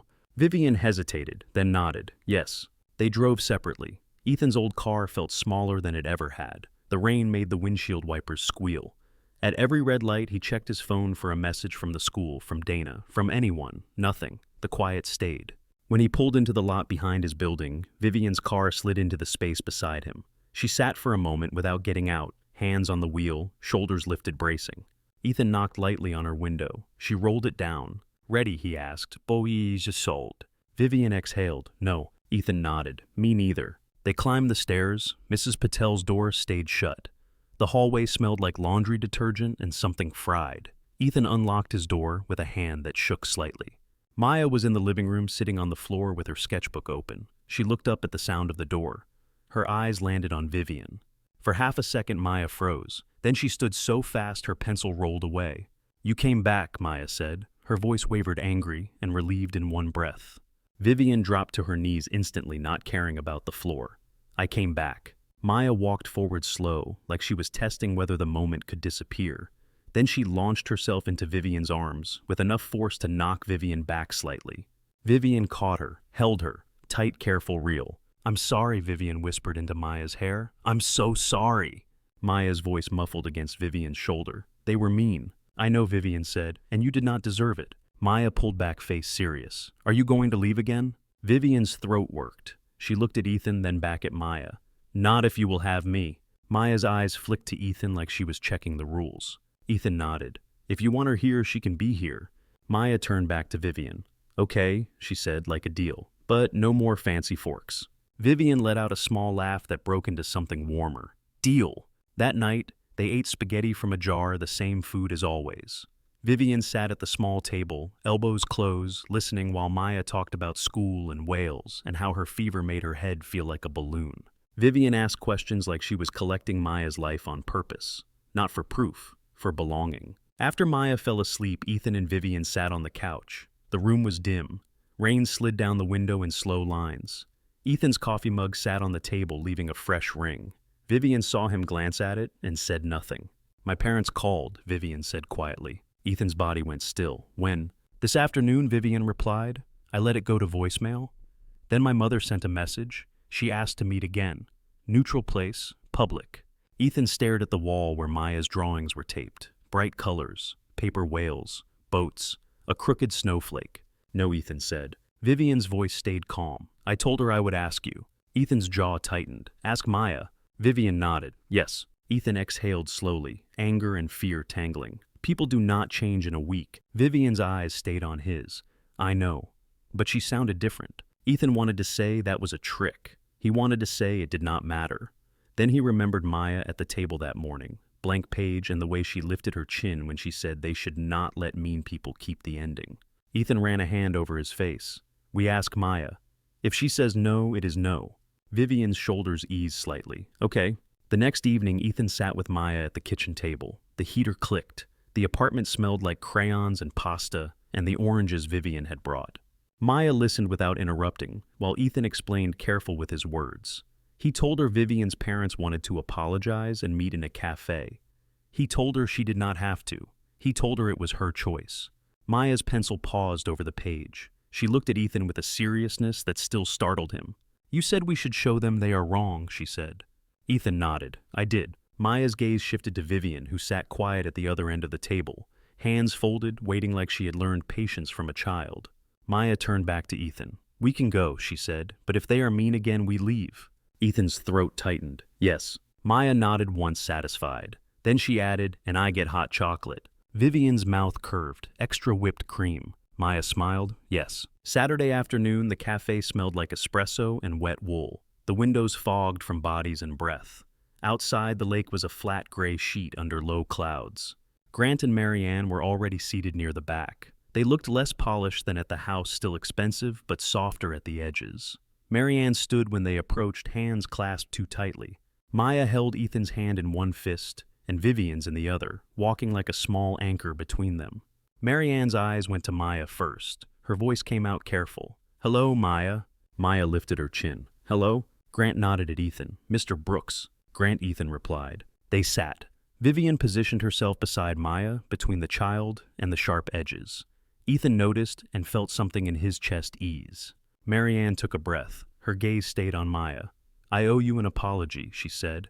What I implied, it was wrong. It was unkind. Maya stared at her, then said in a small, steady voice, It hurt when you said I made my dad not enough. Marianne's face tightened. Her eyes shone.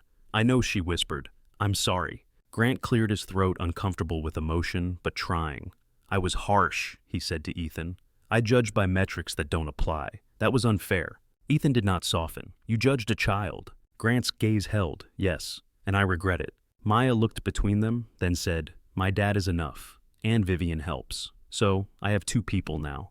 The simple sentence landed like a stone dropped in still water. Marianne blinked fast. Grant's expression shifted, a flicker of something like shame. Marianne's hands trembled slightly around her coffee cup. She looked at Ethan, then at Vivian, then back at Maya. I need to tell you something, Marianne said, voice shaking. Something Vivian does not know. Vivian stiffened. Mom, Marianne swallowed. I grew up in Rainier Valley, she said. Not the polished part people pretend is the only part. My father fixed pipes. My mother cleaned houses. We lived in a small apartment with too many people and not enough quiet. I shared a bedroom until I was 16. Vivian stared at her mother like she was hearing a stranger. Marianne continued, tears slipping now. When I married Grant, his family treated me like I was trying to steal something. They called me names. They made me prove I belonged. It took years. Grant's jaw tightened, but he did not interrupt. Marianne looked at Ethan. When I saw you and Maya in our dining room, I saw the part of myself I have spent my whole life trying to hide. And instead of protecting you from it, I became it. The cafe noise blurred. Ethan watched Marianne's face crumple, the carefully built surface giving way to something raw. Marianne turned to Maya, voice breaking. I'm sorry I made you feel unwanted. Maya's eyes widened slightly. She reached across the table and touched Marianne's hand with her small fingers, a gesture so instinctive it made Ethan's throat close. My teacher says everybody makes mistakes, Maya said. Fixing them is the important part. Marianne let out a shaky laugh through tears. Your teacher is right. Grant watched Maya's hand on Marianne's and cleared his throat again, quieter this time. Maya, he said, Vivian tells me you draw?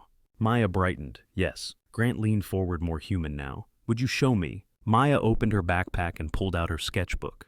She had brought it without being asked. Ethan had not even noticed. She flipped to a page of an orca cutting through water, dark and powerful. Grant stared at it longer than politeness required. This is good, he said finally. Very good. Maya smiled, small and proud. Marianne wiped her cheeks and took a breath. I teach a children's watercolor class on Saturdays, she said, looking at Maya, at the Community Art Center in Kirkland. If you would like to come, you can. No charge. Ethan's pride rose like a reflex. Vivian glanced at him steady, not pushing, just there. Maya's eyes went wide. Real watercolors. Marianne nodded. Real. Maya looked at Ethan, asking permission without words. Ethan swallowed and then nodded once. If you want. Maya nodded hard. I want. Grant turned to Ethan. And you, he said. Your work. The fraud cases. Vivian tells me you're good. Ethan's shoulders tightened. I do my job. Grant's mouth twitched. A friend of mine has an issue with a company he invested in. Numbers that don't make sense. He needs someone who can see what's hidden. If you are willing, I would like to introduce you. Paid work. Ethan watched Grant's face, looking for the hook. He saw calculation, yes, but also something else, an effort to offer value without making it charity. Ethan glanced at Vivian. Her eyes said, choose what feels right. Ethan looked back at Grant. I'll listen, he said. Grant nodded, satisfied. When they stood to leave, Marianne crouched slightly toward Maya. She started, then stopped, careful. Maya stepped in and hugged her anyway, quick and fierce. Marianne's arms came around Maya slowly, like she was afraid to squeeze too hard. Maya pulled back and said, you can call me Maya. Marianne smiled through damp eyes. And you can call me Marianne, if you want. Maya considered, then nodded. Okay. Ethan watched Vivian take Maya's hand again as they walked out into the misty rain. 3 sets of footsteps on wet pavement. Vivian's shoulder brushed his light contact, steadying. In the car, Maya talked nonstop about watercolors and how whipped cream should always be extra. Ethan drove, eyes on the road, hands firm on the wheel. The rain made the world shine. The lake sat beside them, flat and gray, holding reflections like it held secrets. At a red light, Ethan glanced in the rearview mirror and caught Vivian's eyes. She was smiling softly at Maya, listening like the words mattered. Ethan felt the knot in his chest loosen one thread at a time. Saturday mornings became a new kind of clock. Maya's watercolor class started at 9. Marianne met them at the door of the art center, in a soft apron with paint stains on the hem, hair pinned back like she had stepped into a different life on purpose. The room smelled like paper and wet pigment. Sunlight filtered through tall windows when the clouds allowed it, making the tables glow pale and clean. Maya walked in like she owned the place. Vivian stayed close at first, hovering near the doorway, as if she expected someone to question her right to be there. Marianne did not. She simply handed Vivian a name tag and asked if she wanted coffee. Vivian said no on reflex, then paused and said yes, quietly. Ethan watched the way Vivian's shoulders relaxed when nobody tested her. Maya painted whales. She painted boats. She painted a storm drain like it was an ocean gate, dark and wide. Marianne showed her how to layer blues so the water looked deep instead of flat. She taught her how to leave white space for light. Maya listened like her whole body was ears. While Maya painted, Ethan and Vivian got coffee nearby. The place was small and warm, always crowded with parents killing time. Ethan would sit with his hands wrapped around a cup he did not finish watching, condensation form rings on the table, and not wiping them away. Vivian learned to talk about things that were not business, slowly like a language. She told Ethan about being 12 when her mother remarried, about the stepfather who had tried too hard, at first then learned to show up without asking to be celebrated. She told him about the first year of Harbor Lock, when she slept on an office couch and kept a spare blazer in her car so she could look like a person in meetings. Ethan told her about Sarah not in one big spill, but in small, clean pieces. The way Sarah hummed when she cooked. The way she cried at commercials. The way she had loved Maya's stubbornness, even when it made mornings harder. Vivian listened without flinching. She did not rush to say she understood. She just held the facts gently like paper that could tear. Grant's lunch invitation turned into work. Ethan met Grant at a quiet restaurant downtown, where the napkins were folded into shapes Ethan did not trust. Grant introduced him to a man with a nervous smile, and a company that had been bleeding money in a way that did not match its story. Ethan took the case. He found the leak in a week. It was not dramatic. It was dull, hidden in vendor payments split into amounts just small enough to avoid extra approvals. It was the kind of theft that assumed nobody was paying attention. Ethan was paying attention. The consulting check that followed was bigger than any bonus he had ever received. He stared at the number in his bank app and felt his stomach twist waiting for the catch. There was none. It was his work, his skill, proof that he was not just surviving. He did not tell Maya the amount. He did not tell Dana. He told Vivian because she saw the truth behind his silence. "This matters to you," Vivian said one night, sitting at his kitchen table while Maya colored beside them.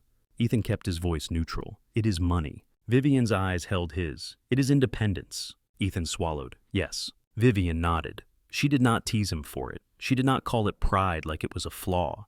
She treated it like a scar that had kept him alive.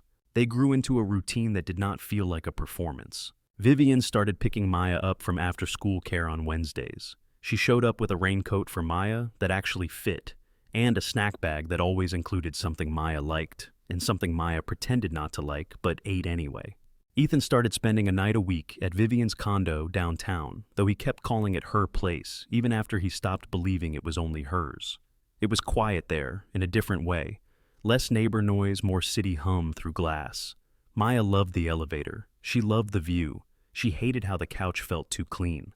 Vivian bought a set of washable throws and left them draped over the furniture without comment. Maya spilled hot chocolate once and waited for Vivian to get mad. Vivian only handed her a towel and said, "Accidents happen, we clean, that is all." Maya stared at her like she had revealed a magic trick. Ethan's lease was up in September. The date sat on the calendar like a cliff edge. He pretended it was just a date. Vivian did not let him pretend forever. They talked about it one Sunday morning while Maya drew at the kitchen table, paper boats lined up like a fleet beside her. Vivian's voice was careful. "We are doing 2 lives in 2 places. It is not sustainable." Ethan flipped a pancake too hard. It slapped in the pan and splattered butter. "It is fine." Vivian's gaze stayed steady. "It is not." Ethan turned off the burner and faced her. His hands were sticky with batter. "If we move into your place," he said, voice tight, "I cannot match you." Vivian did not blink. "Match me how?" "Money," Ethan said. The word came out sharp like he hated it. "Space. Comfort.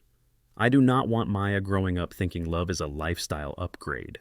Vivian walked closer until the space between them felt too small for hiding. "Maya will grow up thinking love is who shows up. You were the one who taught her that." Ethan's throat tightened. "It still matters." Vivian nodded. "It matters because you have carried everything alone, and you are terrified of dependency." Ethan's jaw clenched. "Yes." Vivian's voice softened. "Then we do this with clarity. We set terms. We set contributions that are fair, not equal. We build a household that belongs to all 3 of us." Ethan stared at her, like a merger. Vivian's mouth curved, like a family. The word family sat in the air, heavy and simple. From the table, Maya looked up. "Are you talking about moving in?" Ethan froze. Vivian turned toward Maya, expression gentle. "We are talking about it." Maya's eyes went wide. "Would I have my own room?" Vivian nodded. "Yes." Maya's voice lowered. "Would you be there in the morning?" Vivian's breath caught slightly. "Yes. If you want me there." Maya did not hesitate. "I do." Ethan felt his chest tighten, the old fear rising like a tide. He looked at Maya, then at Vivian. Vivian stepped closer to him again. Her hands twisted together, a nervous habit Ethan had learned to read. "This started with paperwork," Vivian said quietly. "I know." Ethan's eyes stayed on hers. Vivian swallowed. "But it is not paperwork anymore."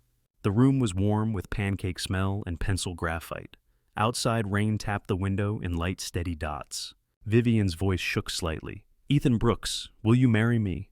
Ethan's breath caught. Vivian continued quickly, as if speed could carry her over the cliff. "Not because my parents want it, not because I want a title, because I want to be in your life for real. I want to be Maya's mother in the ways that count, and in the ways that are legal, so nobody can take it away with a signature or a bad night." Maya's pencil stopped. She watched them, eyes huge, silent. Ethan stared at Vivian. Her chin was lifted, but her eyes were wet, held back by stubbornness. Ethan's throat tightened. He thought of Sarah in a hospital bed, fingers thin, asking him not to disappear, asking him to be brave enough to keep living.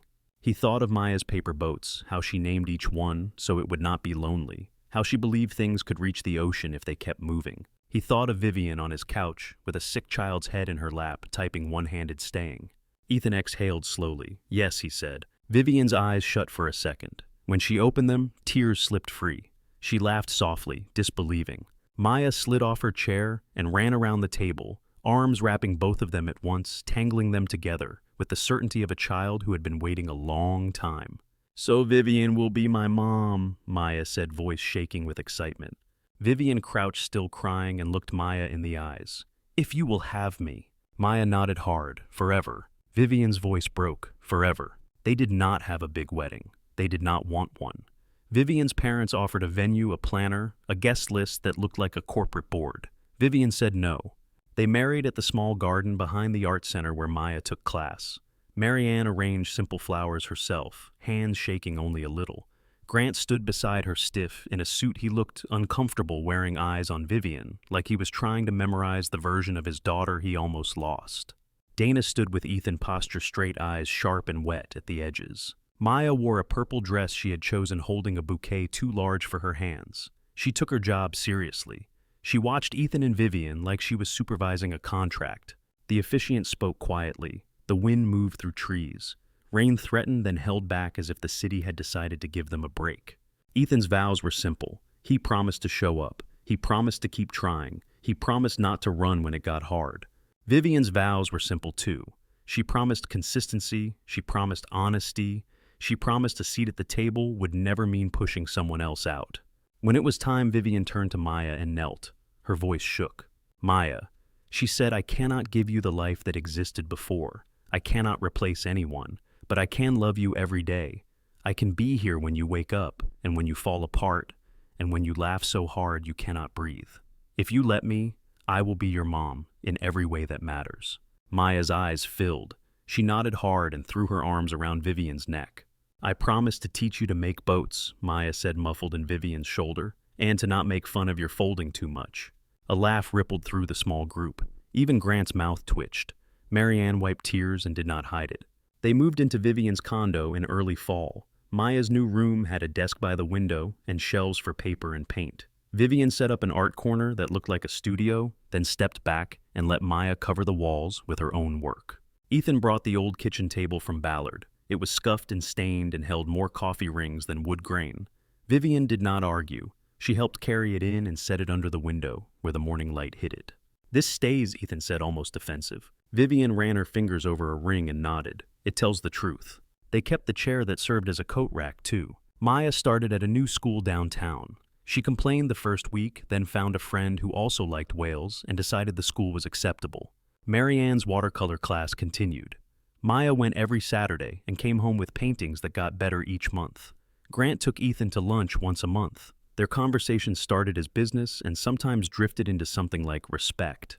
Grant still measured the world in numbers, but he learned to listen before he spoke. One evening, months after the wedding, Ethan came home to find an envelope on the table. It was heavier than paper. Marianne stood nearby, hands clasped, nervous. Grant watched from the doorway, expression unreadable. "This is for Maya," Marianne said. "For school, for anything. It is not charity." Ethan's pride rose instinctively hot and sharp. He opened his mouth. Vivian touched his arm, light and steady. Ethan felt the small message in the touch. Let love be given. Ethan looked at Maya, who was at the counter painting a whale in shades of blue he could not name. She hummed softly as she worked, safe enough to be messy. He swallowed and nodded once. "Thank you," he said. Grant's shoulders eased slightly, as if he had been holding his breath. That winter, on a Saturday with a rare break in rain, they went down to the waterfront. The air was cold and clean. The water was dark, carrying the city's reflection in broken pieces. Maya held a shoebox, new boats crisp and bright. Vivian held Maya's hand. Ethan walked on the other side, their fingers linked when Maya's hand was full. Maya knelt near the edge where a shallow stream of rainwater ran toward a drain. She placed 3 boats in the water. One was labeled Maya, one was labeled Vivian, one was labeled Dad. They floated together, bumping gently, then finding the current. Vivian crouched beside her. "Do they make it?" Maya nodded solemn. "If they keep moving, and if someone helps when they get stuck." Ethan felt his throat tighten. He stared at the boats as they drifted, the purple ink bright against white paper. Vivian's shoulder brushed his. He felt the warmth through coats and cold air. Maya stood and grabbed both their hands. "Come on," she said. "We have to follow them." They walked along the curb, watching the boats bob forward. They did not make speeches. They did not turn it into a moment. They simply stayed close, 3 people moving together through a wet city that finally looked a little less lonely. At home, Maya taped a new snowflake to the refrigerator. Vivian hung coats on the chair. Ethan poured coffee and forgot the coaster. A ring formed, and nobody rushed to erase it. The table held. The boats kept moving. Thank you so much for listening to today's story. If this story resonated with you or made you reflect, I'd love to hear your thoughts, so feel free to share them in the comments below. And don't forget to like, subscribe, and hit the notification bell so you won't miss the next story.